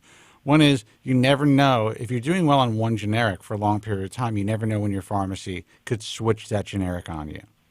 And then you may not have the exact same, you may end up going through a shed. It may not have the same effect for whatever reason, whether it's the combination of fillers, even though the molecular, Jesus, where's my mind? Even though it's the molecular structure of the drug is supposed to be exactly the same as the name brand, there are some variations, according to what I understand, with each manufacturer. So that can be a problem. So you can get on generic right now. You can do great. My buddy, who is out here in LA now, he's been on different generics for the last 20 years. Whatever is cheapest, whatever, Costco, whatever it is, and it's worked for him really well. But, Yeah, I feel like in the last week, and maybe, it's too short a time span to maybe know for sure, but I do feel like I'm experiencing a little bit of, just brain fog, and especially on the days that I take it, which has only been 3 times. And I've been on this thing for over 20 years. Wait a second. What were you saying? I'm just kidding. That was a brain fog joke. No, look, I guess it's possible. Anytime you introduce any drug, food, whatever, into your body, it's possible to cause it's going to cause a physiological change. It can cause, like I had Cheesecake Factory, which is a chain restaurant out here. I think it's everywhere. Last night I had a burger and these incredible wings. I could not complete a sentence about an hour later. I didn't know what was happening. I was on the phone and I felt like, I was going to say, this is terrible. I was going to say, God rest his soul, Luke Perry. But I felt like something was going on with my brain. And that was just from having a meal with too many carbs. So I believe all this stuff could happen. It doesn't mean that it's going to be consistent. It doesn't mean it's going to stay with you. And it doesn't mean that switching to name brand is going to help that in any way. We just don't know. The reason Joe and I always talk about name brand is, A, I've been on a brand name for 20, how many years, Joe? Let's see. I'm going to be 54, 24, 25, 26, 20, 27 years. So I don't want to fuck with that. And we also hear anecdotal reports where guys who were on name brand for a long time then switch. All of a sudden they lose, they lose the results, or vice versa. Sometimes they were doing really well on generic and they switched and things happened. So I guess the key is you want to be consistent with the medication you're taking. And if you think that it's possible to be consistent on generics, then that's fine. But that's usually not the case. Mm-hmm. Okay. So what's, you guys are kind of talking about best case scenario, or not best case, but if I wait, potentially save some money, which it certainly isn't my main concern, with this procedure. It's, kind of a long, long term results if I can keep it with the drug. But like I said, I mean, without being on the drug for any period of time, you don't know what it's going to do for you. But I think the thought process is correct. After I'm glad that you found the program, and I think there's nothing wrong with saying, "Hey, Mike, you're definitely the guy that I'm interested in having surgery with, but I've been thinking that, and Joe Tillman told me, no, I've been thinking that." You wanted to push that, don't you? I've been thinking that, maybe I'd like to give finasteride a few months or a year, and, before I decide to pull the trigger and actually have surgery, he'll hold your deposit, and, and that's it. Okay. No one's going to be angry. It's the way that it is. And, I hope not. It doesn't make a difference if they are, but it won't happen. He's a doctor. First, do no harm. He wants you to be completely comfortable in that chair. He doesn't want you to come in there with any trepidation, feeling pressured in any way to have surgery. That does not make for a comfortable patient. And if, God forbid, something goes wrong and the patient felt pressured, all hell can break loose on anyone's practice. No one wants that, especially an ethical guy. And so I think you have the right to make the decision you need to make. I know that Dr. Voorhees will accept it and probably even encourage it. Okay. Well, I appreciate your time, guys. And, I did just order your book, and so I'm looking forward to that getting here and just kind of digging into this a little bit more. Well, I appreciate you doing that, but that book has not been updated in 20 years. So you're basically reading Hair Loss 101. And I told you, Joe, it's still in print, and I'm still getting checks for that book. I appreciate that. If you listen to the show, I always tell people it's outdated, but it is a good history lesson, and it'll kind of show you how, the hair loss world has been over all these decades, and really what I had to contend with when I started doing this. And it was pretty bad back then. Believe me, we completely changed the industry. But it doesn't even talk about FUE. So just be prepared for that. But it's, frame it. Whatever. I mean, it's definitely what's the word? It's a good antique. Collector's item. It's a collector's item, yes. All right, man. All right, thanks a lot. All right, thanks a lot. Take Thanks care. for calling. Good luck. Bye. Ka-ching, another sale. I actually named a dog I used to have after Barley's Tap Room in Asheville. Really? Yeah, named him Barley. It's a great name. You spent a lot of time in Barley's, didn't you? It was my first real microbrewery. Yeah. Slash bar. And I remember, I don't know what it's like now. I've not been there in years, but they had like 85 beers on tap. How do you have 85 beers on tap? The size of the cellar for all those kegs has to be massive. Yeah. But they were awesome beers. It was in Asheville, North Carolina. I was able to have microbrews from Portland, Oregon, and Seattle's microbrew scene hadn't really popped up yet. But Portland and San Francisco, just like great, really niche microbrews. Never forgot it. Great place, great memories. Well, I think we saved another guy. I mean, it probably would have went fine, but at least he's going to be more prepared when it's time for him to have surgery. Look, this is something that happens a lot. Where, a couple of things tonight happen a lot. Where, I'm booked for surgery and I just found you guys, or what's even worse, and which is what I expected him to say is, I just had surgery and I found you guys. I can't count how many times I've heard that one. I mean, it's a process, guys. When you're doing your research for the surgery, you got to have a bigger overview of what it is you're getting involved in, and always look to the non-surgical means first, because surgery, once it, like Spencer said, I love this phrase, once you're cut, you're cut. You can't go back. You can't change it at all. That canvas will never be clean again.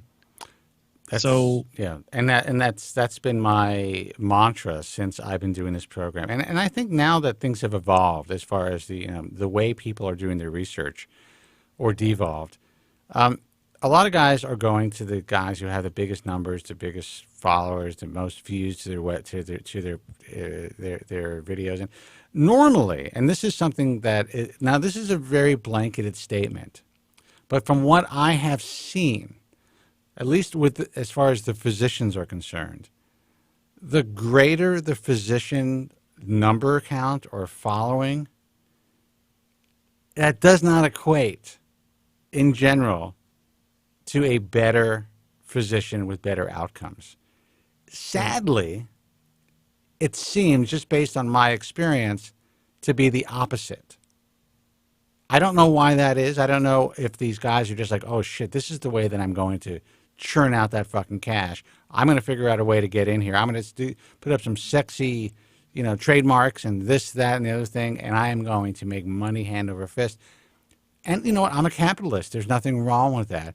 But it just seems like a lot of the guys who have focused on this for a very long time, which was smart, seem to have maybe focused more on their social media presence than on their surgical skills and the infrastructure of their practices. Would you say that's fair? I would say that's fair. I would. I wanted to tell you about guys, hold on, we'll take your calls in a second. I wanted to tell you about something that happened over the weekend. I don't think I mentioned it when we were on the phone earlier, but I did tell you I was at this benefit, this gala, to benefit this. It was a girls' school they're sending off their headmaster after 20 years. And by the way, you're a really patient dude. I gotta just throw that out there. I love you for that. Thank you. Because I will not. If I'm forced to put on a black tie or do something that is not necessarily important to me, maybe a charitable event, but otherwise, it's not going to happen. It was partially charitable because the school they set up a bursary to allow underprivileged girls be able to come to the school. It's really expensive, like high end private school. I would just send the check. Here's $5,000. Yeah, here's the check. Yeah. So, first off, it was actually fun to sit there and watch people bidding on, like, there was a dinner that was going to be hosted or where the food was prepared by 4 of the top chefs in Vancouver. Some of them have been on like Iron Chef and like, really serious award-winning chefs from Vancouver for 14 people. And the bidding got up to $100,000, like $100,000 for one dinner, 14 people. So it was a serious event. So anyway, it was kind of fun to see. There would have to be a naked woman involved for something like that. Well, that's what I was telling my wife. Yeah. But but at the table that we're sitting, there were some people that we'd never met before. So we're talking and bullshitting, and this couple next to me, the husband was sitting next to me, and so he was my age. He was 49. We're just bullshitting with each other. His wife works at an aesthetics clinic. And I was like, oh, okay, that's nice. Tell me about it. And, just making light talk. I didn't give a shit. I don't care what she does. But she mentioned aesthetic clinic. And, of course, my ears did perk up just a little bit because it's on the fringe of what we do, aesthetics. And not anymore. Now it is a big part of what we do. And that's where I'm leading with this. Is she's like, oh yes, we're doing lip, we do lips and we do cool sculpting and all these little treatments. And I'm like, okay, excellent, yeah, good for you, that's great. And she goes, and what do you do? I'm like, well, I'm in the hair restoration field. And she goes, oh, we are too. Yes, we do that as well. I'm like, really? And I was expecting her to, at the very least, I was expecting like a turnkey machine, but no, it was, oh, we do lots of PRP. It's very popular.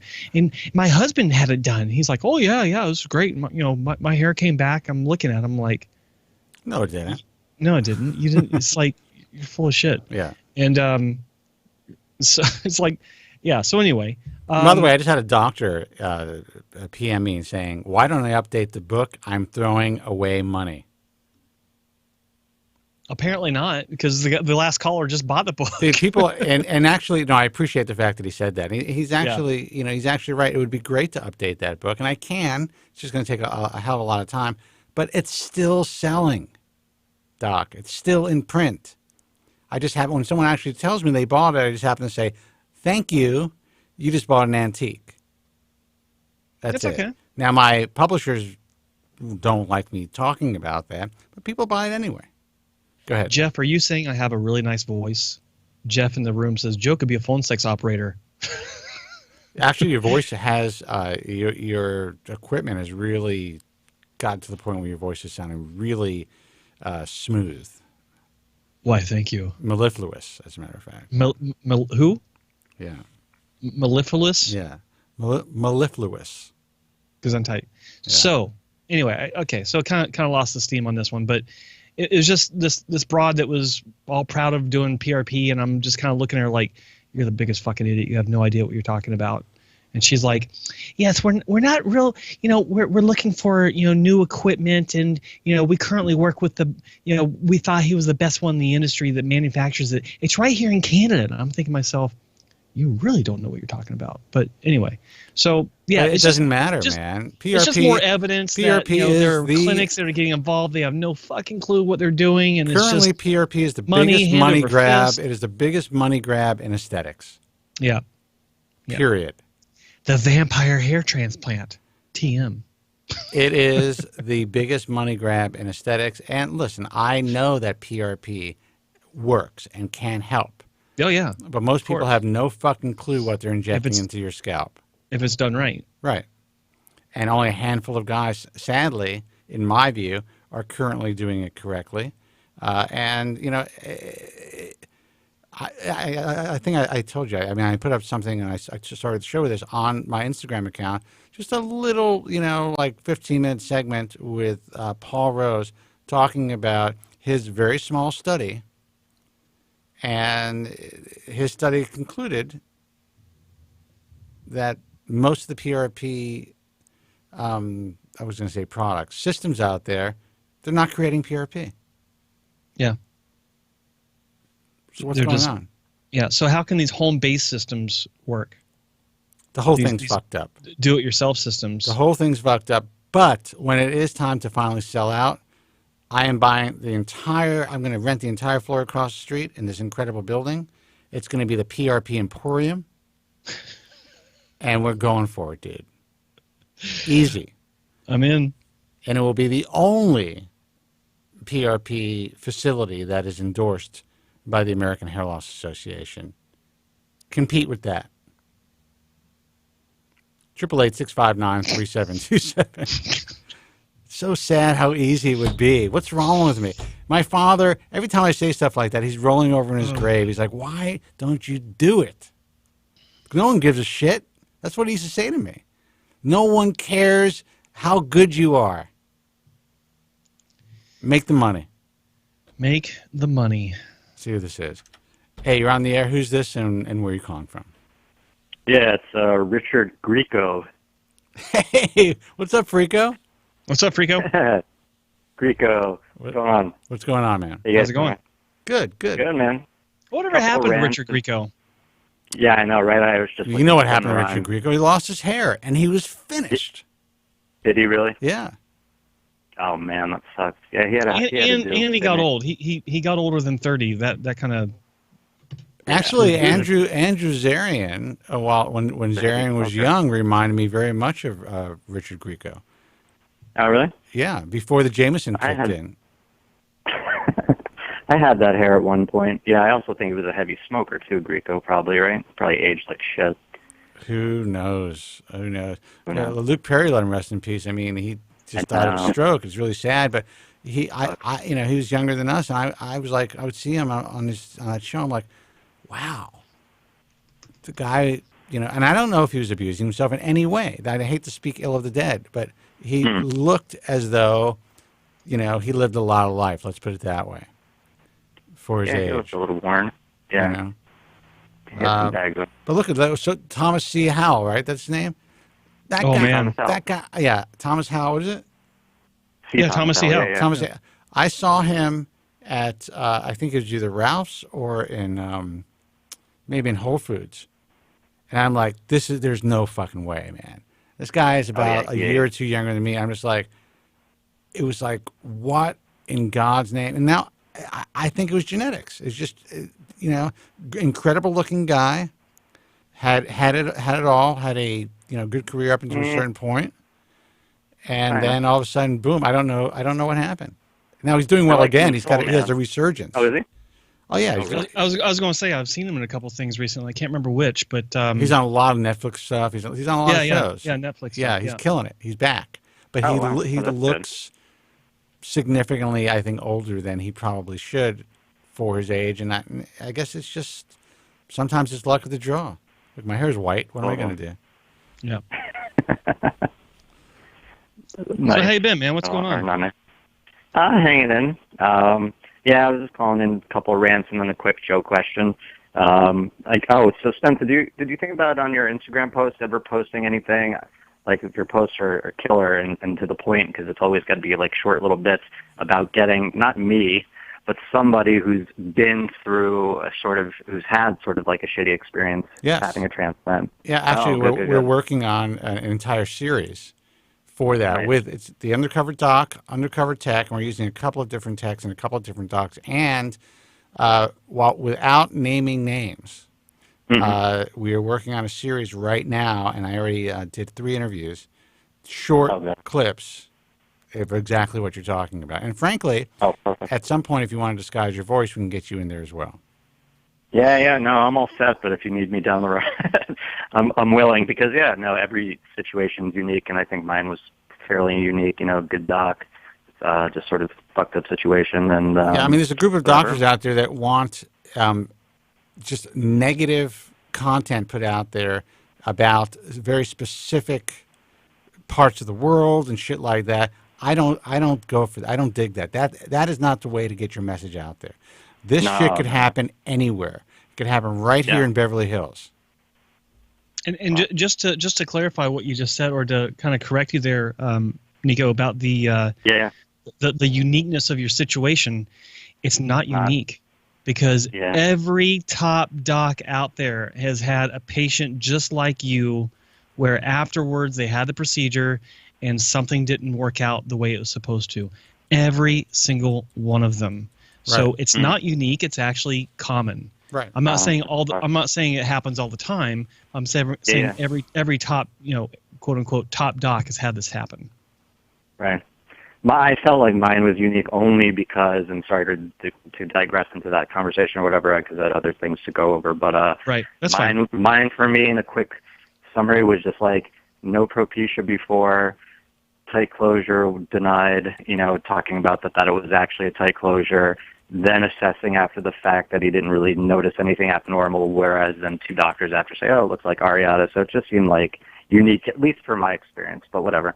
Well, I would say I would have to agree with that, actually, and I think I know where Joe's coming from, but I would have to agree with the fact that there were things, and you just never know what's going on in a guy's day. Here's the important part of what we do. And I know that you were a forum guy, right? And you were a guy who's done did his research, and you made some good decisions. But still, there are questions and there are circumstances that the people are not aware of. And if they are made aware of every possibility, listen, there's a reason why any contract you sign is 2 inches thick. It's because all of those things in that contract happened at some point, as insane, including acts of God. So if everyone is prepared for all of these possibilities, then at the very least you'd be like, all right, I was told. I went in with full knowledge that all this can happen. For sure. Yeah. That's why I talk to doctors I work with about letting, real full disclosure about what can happen with surgery, and and why I made my first video, don't have a hair transplant, to try and talk people out of it, because if they know this up front, but they still wind up having a procedure, then they're actually going to be a better patient because of it. Because when something doesn't turn out, they're not going to like lose their shit and go nuclear online. They're going to be like, you know what? Okay, can we do something about this? And instead of going to the forums or wherever and dragging that doctor's name through the mud. I honestly think all physicians, and I would like to try to push this through the IHRS, should have all of their paperwork, including all of the consent forms, on their website, front and center, even before someone makes a decision to even have a consultation, just so they can read through all of the possible issues. And that's it. Yeah. And that would make people's lives a lot easier. I know when I go to a physician now, a lot of guys have all the forms online, including their consent forms. That gives me a sense of preparedness and confidence when I'm walking into that doctor's office. It also makes it a hell of a lot easier than sitting there and getting there early and filling that shit in chicken scratch. So I think that is the way that this field should run as well. Unfortunately, because this field was built on smoke and mirrors, because this field was built on phony bullshit before and after pictures, because this field was built on not providing full disclosure about all the possibilities and the possible complications, because people thought it would scare patients away. That's not being done, and there is still a school of thought where especially some of the old timers, they still fear full disclosure, and they shouldn't, because in my view, that will get more patients, at least the right patients, through your doors. I will never forget what I was told Dr. Wong did when he saw my first postings. When I created my first blog, this is before hairtransplantmentor.com was even a thing. I used the free web account that you get for signing up, getting a Yahoo email address back in the day. You got a whopping 10 megabytes of free web space, 10 megabytes. And I'll never forget, I started uploading the photos that I took during my surgery, and from what I was told, Dr. Wong he was told about the website, and so he goes to the website and he started freaking out. He called up Mike Furco, my consultant at the time, and said, "What is this guy doing? He's showing the surgery and the blood and the scabbing and his grafts being dissected. Yeah. He's going to scare people away." And Mike's like, what he's doing is he's going to make you guys fucking famous and the most well-known surgeons on the history of the internet at the time. That's exactly what Mike said. Yeah. Not verbatim, but that was the exact message, because Mike, I got to hand it to him, man. He had the foresight. He knew. He knew that you get the stuff out there, and good things will happen. And it did. It did. All right. Well, listen, Nico, we are going to close up shop soon, so let's get your question in. Yeah. I'll talk about the doctor rants another time. Let me just get a quick telogen effluvium question. Sure. I know, because I love Joe's glossary so much, and a lot of info on telogen effluvium, different kinds, environmental, etc. Being some of the patchy shit that I have going on, I still have follicles that it feels like it's this patchy area. I feel like it's like buzzed where the rest of my hair in the donor is longer, like 5-guard style longer, is the patchy shit is like, I feel the follicles and they feel like it's like a shade, like 1 or 2. I don't even know exactly what my question is, but could that be? I do. Telogen your question, your question is that normal? Is it part of telogen effluvium? It makes sense. But where are these hairs exactly? Like you said, it's a patch. Is it near the donor scar? No, even lower down. I'm talking like true donor. Well, okay, so. Oh man, like in the safe donor region, but below the scar, like well below the scar, behind the ear, in different spots all over. Oh, okay. And in the front too. Yeah. Okay, well that could be, that could just be hair that's being miniaturized, and not growing to its. Miniaturization is also length, not just girth. That's what she said. Okay. Sorry, I couldn't resist. I couldn't resist. Show with the dick jokes. Never Well, ends. it's The Office. Come on, Yeah. the original. I was actually watching a thing about Ricky Gervais today, so that's what was on my mind. Sure it is. But yeah, it's part of the process of miniaturization. The hair shaft diameter reduces, and the anagen state is reduced severely to where it doesn't get nearly to the same length before it goes back to the cycle again. Yeah, I mean that's if it's well below the donor scar, which means it's down in the nape of the neck. Is that what you're talking about? Yeah. Okay. Yeah. It could be miniaturization of the hair in the nape, which is kind of a symptom of, or can be a symptom of retrograde alopecia. A lot of people have miniaturization in the nape. That's why I have never been a supporter of using nape hair. Look. One of the things that you learn in this industry, or you used to learn in this industry back when it was much more compact and you didn't have, clinics opening up like Starbucks on every corner. One of the things that you learn is that, because it was mainly strip back in the day, there's a very narrow area for the sweet spot of permanent hair that's resistant to DHT. That hasn't changed. It's just what has changed is that with FUE, and yeah, you got strip, but with FUE, you can go outside of that area, but the pickings are slim compared to that sweet spot. So when you're looking at resources that might be better for hairline work, I've seen that. God, this is such horseshit. Doctors talking about.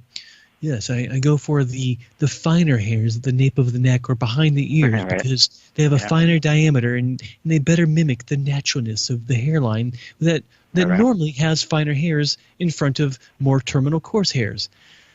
Horseshit. You can't rely on donor hair from the nape. You can get it from the nape and sometimes it works fine, but I've seen cases where the nape hair transplanted didn't grow because it was just not strong enough. The hair in your nape is finer for a reason. Many times it's being affected by DHT. I've seen this many times. In fact, the first time I saw, never forget this, the first time I saw a hairline created with nape hair was before FUE had really taken off. It was done in the 1990s. It was done with strip. There was a clinic that actually took a strip of hair from the guy's nape. And they told him the exact same thing. We're going for the fine hairs.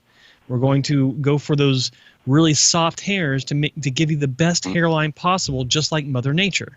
Sounds phenomenal. Sign me the fuck up. I'm on board with that, right? That sounds great.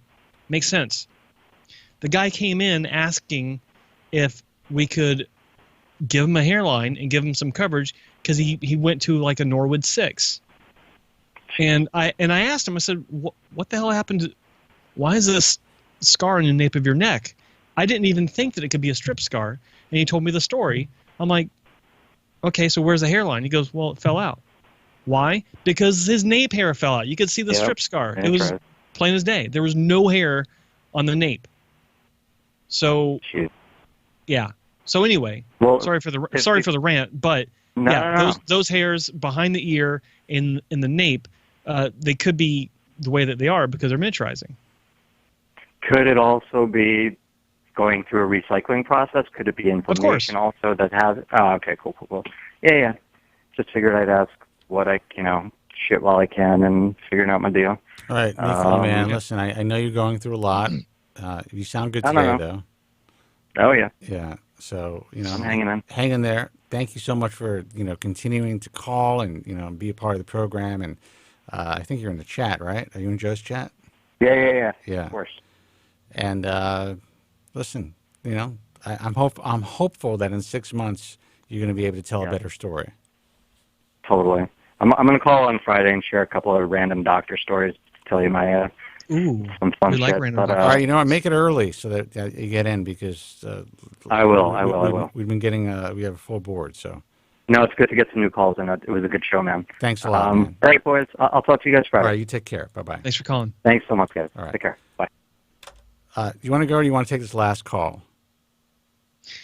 I want to take the last call, but I want to address. There's someone in the room asking me a question. Who was it? Well, the one guy that asked me if I went to Dr. Norman Orentreich's funeral, that answer is no.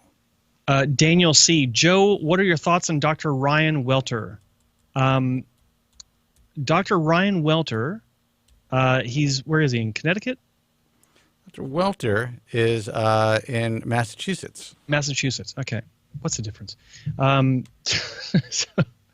it's all in that small area there. I don't know enough about the guy. I've not looked into him. He is an IAHS accepted member, so that's a baseline for me to even consider looking at him. I think we've had a couple text messages back and forth, but I haven't taken the time to actually look at his work, investigate his clinic. So I don't have any opinion. I can tell you this. He definitely made the grade. The guy is a really caring physician. He is also in my view, on the cutting edge when it comes to cell therapy and cell-based therapies. He's a stem cell junkie. Yeah, yes. For hair loss. He's a really smart dude, and he gives a shit about his patients. So, and he's all on board with our message, which is surgery is a last resort.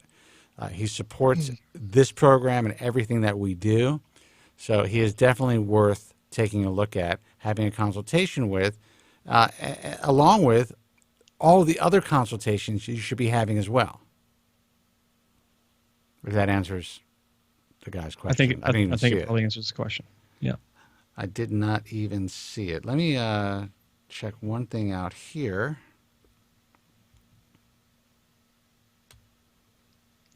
I will let you. Okay. Yeah. Yeah, I mean, I really, when he came into the studio, and by the way, for all you doctors who are watching, you're like, where the fuck are my segments that I did?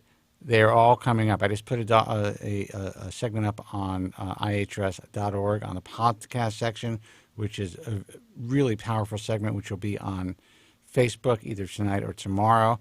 But I wanted to kind of save all of that content, and I know Dr. Cole's in the room, or most of it, for the months coming up to the FUE Europe conference, because it's very powerful content.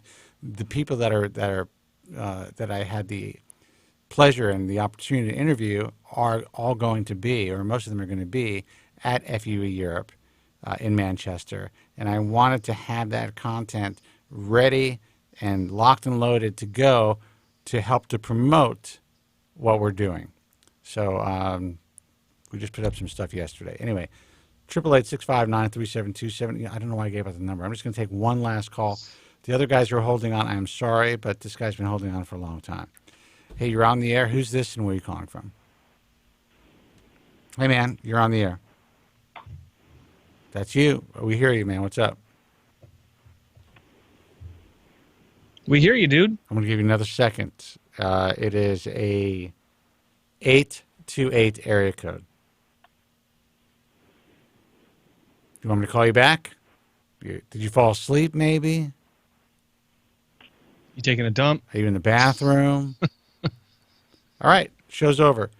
Guys, thank you so much for tuning in. It was a great show. Full board the entire night. All lights were lit, and that's what we like to see. That's why we do the live broadcast for you guys, so you have the opportunity to ask us your questions and to, really get some insight that, sadly, you're not going to get anyplace else. And I say sadly is because people are afraid to tell you the truth. They are all selling you something. And even if it's somebody on YouTube, they're telling you to look down at the link and click on that thing to support them. And on that note, what's a real teller, a real indicator that someone is... It's unbelievable. All the lights were lit. Guys, we just told you, and I appreciate the calls, but we can't take anymore. Go ahead. A real indicator that someone's making their YouTube channel just for the money, just so they can try and make some money. I reached out to some people and offered to review their content to make sure it was factually accurate. Yeah. Before they posted it, which would help their channel. Right. They wanted nothing to do with it. They don't want anything to do with you, Joe. No, well, with me personally, yeah, because I call them out. But back when this started, it's like, let me help you. It's like this information you're putting out there is potentially harming people. Let me help you be better. Right. Let me help you with accurate, factual information. Oh, Joe, They that's didn't so want it. cute. I know. That is so I know. fucking adorable. I tried. Dude, these people, all of these people, the majority of people who are face forward in this industry, who are behind the scenes, who are trying to manipulate and control the flow of information, it is probably one of the most sociopathic, evil bunch of motherfuckers that I have ever encountered in my entire life. And I'm in publishing to some degree. That's a publishing joke that anyone who's ever been published understands, you know, or radio. Radio is pretty fucking bad, but I have never experienced anything like this. And we're talking about people's lives. I'm hearing stories about guys coming into their fucking clinics, like after playing all-nighters. And I've heard about this shit for years. But I mean, this is recent shit. Yeah. This is for real, people. This is surgery. God damn it. But don't listen to us. Go ahead. Yeah. Stick needles in your own head. Yeah. And you know what? Fuck it. And also, I mean, listen, Tijuana is a great place. It's a great place to drink. It's a great place to get laid and get in trouble. Maybe you can get a decent hair transplant depending on the facility. But personally, it wouldn't be my first choice. Unless the clinic was able to prove that they are providing truly state-of-the-art care in a truly state-of-the-art facility, and not just promote the fact that they've been to 3 ISHRS conferences. I'm just... what the fuck do I know? Every time I hear about that, or I hear Tijuana and hair transplants, I think of the doctor about 10 years ago that got arrested by Mexican authorities for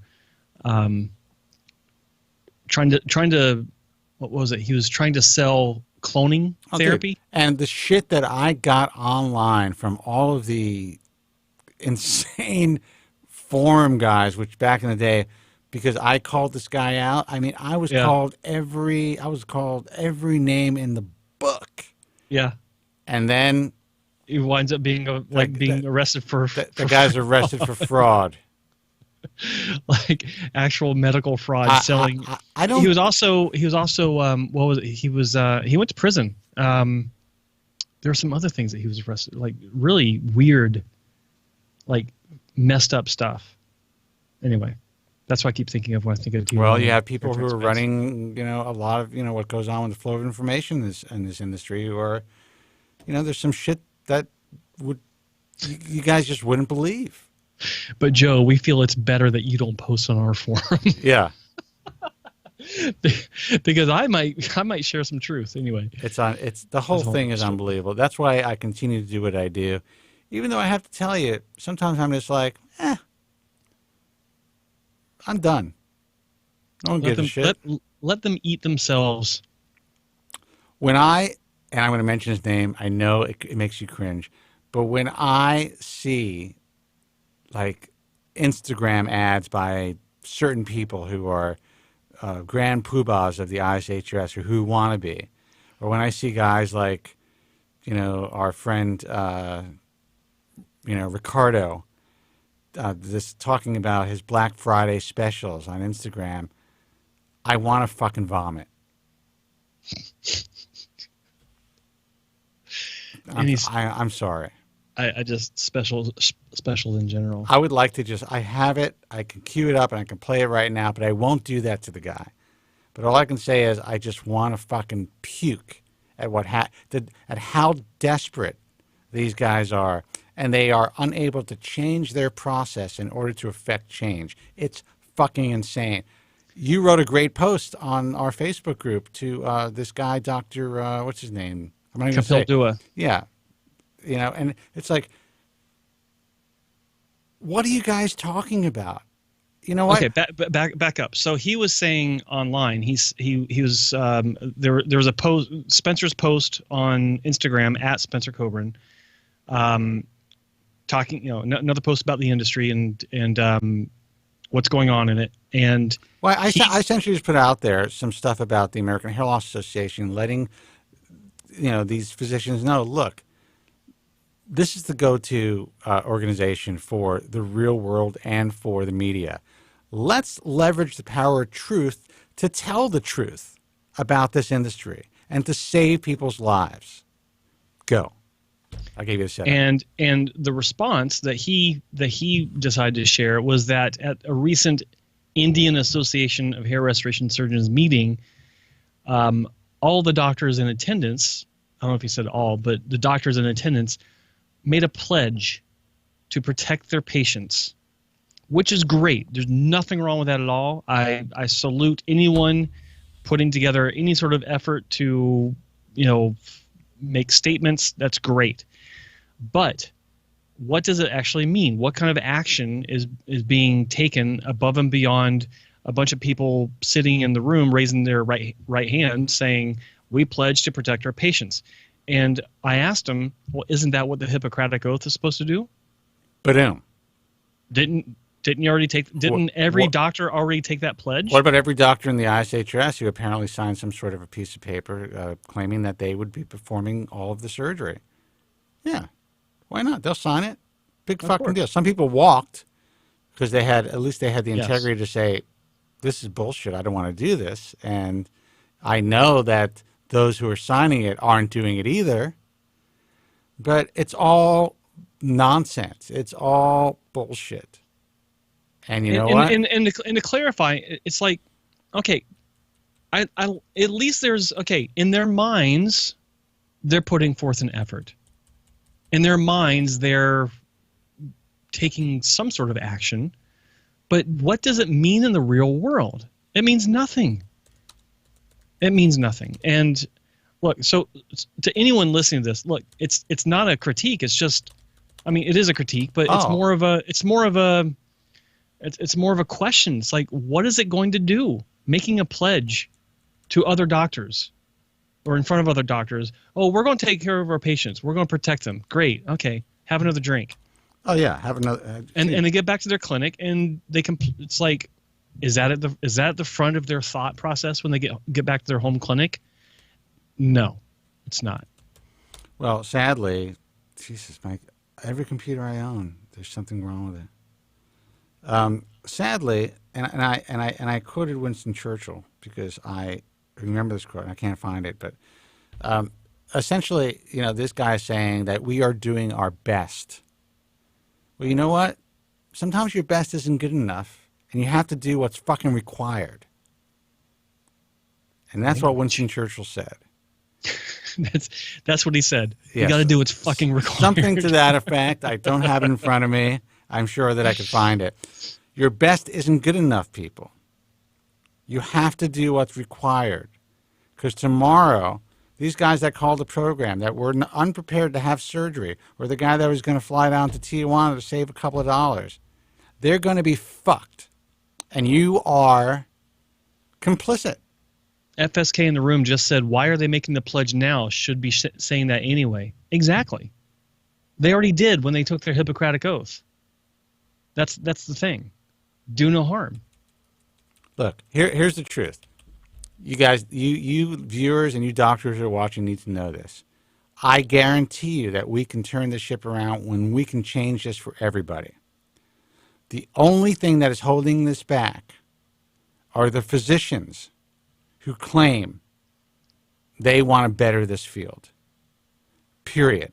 Nothing else. There's no they would have no competition if they allowed this to happen. If it wasn't for their fucking egos, and if it wasn't for their stubbornness, and if it wasn't for, and I'm sorry if my UK friend doesn't like this or somebody else, their stupidity. You guys would be in a much better place. And in the end, they're not going to have to sell pocket combs on a 6 train like a lot of these guys may end up having to do. Good show, guys. Thank you so much for tuning in. Joe, real quick, give out the website. You know what? Guys who, the forum owners who have allowed us to, and who have who have taken upon themselves to embed this program to help their users, I want to thank you personally. And I'm going to try to have a note on my computer to remind Joe to speak about you guys at the beginning of each broadcast. That was my idea originally. He just keeps forgetting. All right. That was Joe's idea, and I will give him that credit. I don't remember that, but again, I drink Budweiser, so. Well, all right. So real quick, starting off with our friend in the UK, hairlossexperiences.com, English-based. When I say English, I mean UK-based English. Forum, hair restoration, hair loss, the whole 9 yards, doctors sharing results, patients sharing experiences, all there for your perusal. Great resource, and they support our message and allow us to stream through their web property. That is hairlossexperiences.com. We've also got bellycapelli.forumfree.it. It's the Italian hair loss and hair restoration forum. Great guy that runs it. Personal friend of mine for the past 16 years. Repair patient just like myself. So is a guy from Hair Loss Experiences. Great place. Check them out. bellycapelli.forumfree.it. And we finally have international-hairlossforum.com. That's international-hairlossforum.com. The French hair transplant and hair loss forum. Again, doctors sharing results, patients sharing experiences, all translated through your favorite browser. Check them out. Oh, and by the way, that Dr. Arika from India, and I'm seeing this in the chat room, Dr. Banzal, and I've mispronounced her name multiple times. This is another extremely caring physician. I mean, great hands. The clinic is like state of the art, second to none, and I can tell you really good things about the outcomes of their procedures. I mean, I would say that absolutely somebody to consider. I will say this about eugenics. I don't work with them. I don't. There's no. They're not on my website. They don't pay I me do anything. actually, and they are they are part of the IHRS. They are IAHRX accepted members. I have spoken with Dr. Preti. Is that how you pronounce it? Preti. I'm not going to even help you.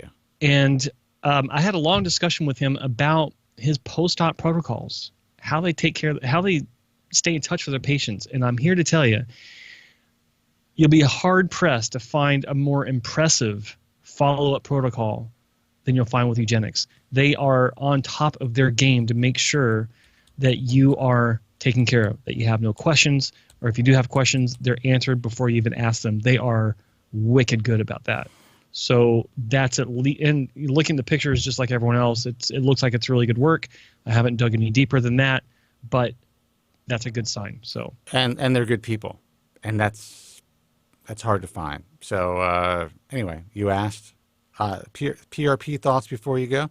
PRP works if you are the right candidate, if you have the right type of PRP, if you go to a physician who really understands what PRP is, what type of PRP is actually used for the cessation and potential regeneration or reverse or miniaturization of hair loss. Most people have no clue. And you're going to find somebody. I live in an area that is so populated with cosmetic surgery facilities, plastic surgery facilities, and med spas. There is PRP being done everywhere within walking distance. There's got to be 12. At the mall close to where I am, they have Myers cocktails for drunk people and PRP in the fucking mall. That is what it's all come down to, people. And you know what? To me, really, there's no more. There's never been more of an exciting time to do what I do. I'll say this: the best cure for a hangover is just more alcohol the next morning. That's the way to do it. I will say, and that's a non-official suggestion, not the Bald Truth suggestion, but that's Joe Tillman's suggestion. That's a life experience suggestion right That there. is, yeah, we've all. That's an ex-bartender. That is hair of the dog endorsement. I will say on that PRP question, I haven't seen it, so I can't speak directly to it. But I heard that there was a video recently released by a doctor that was saying PRP and laser is a complete scam. Maybe not in those words, maybe not in that context, but that it's completely ineffective. Well, this is also a doctor who, in my view, has promoted certain procedures that I have not necessarily agreed with. Mark Weinstock, yes, he was talking about eugenics in India, yes. So I would like to say that any doctor today that is saying without fail, categorically, PRP is a waste of time, laser is a waste of time, they're probably a doctor that also will tell you that FUE is also a waste of time. And someone who's never really prescribed Propecia. Sorry. To FUT, and frankly is a doctor that is living in 2002 and has his head in the sand because the world around him is changing. And if you sit there long enough and say that it's not changing for the better, then maybe he can sleep better at night. But the facts are that PRP does work. I've seen it myself. I've had it done myself. It improved my own condition, not to a great extent, but it did work. I've seen some really impressive turnarounds, and laser can work as well. And I know a person who's only used PRP for the last 6 years, female. And for all intents and purposes, you would think this person has a completely full head of hair, where that was not the case before she started PRP. And I've seen that as well, and I can vouch for that. So. Yeah. All right, man, listen, we're going to go. Website's thebaldtruth.com for archives of this broadcast. The International Alliance of Hair Restoration Surgeons, if you're considering surgical hair restoration, founded the organization almost 19 years ago to provide consumers with a safe place. That's before people called things safe spaces.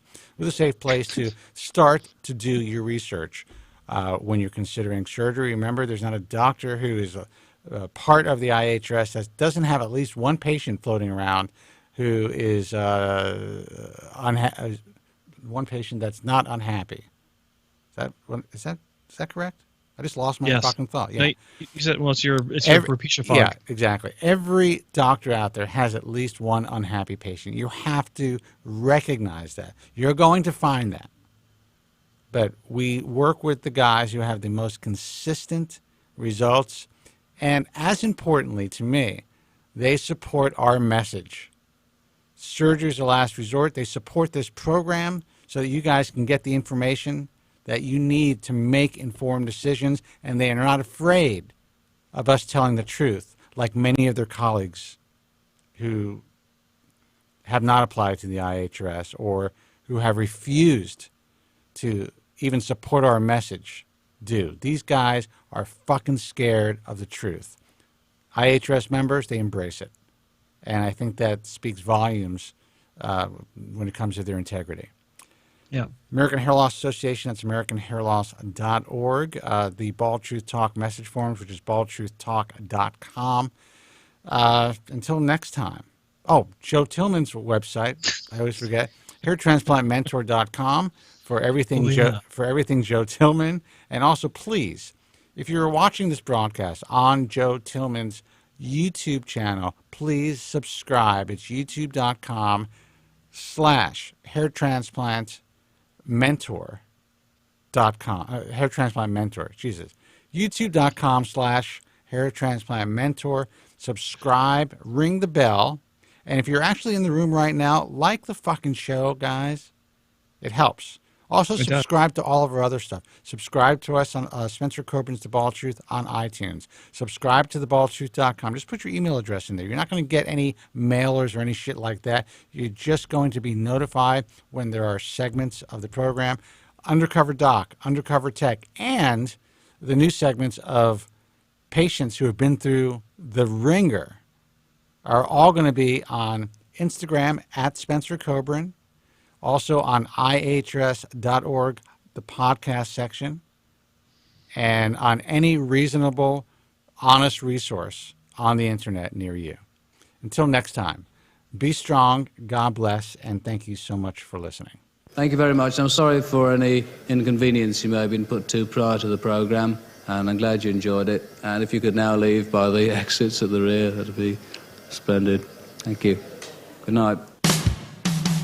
Bud Light presents Real American Heroes. Real American heroes. Today we salute you, Mr.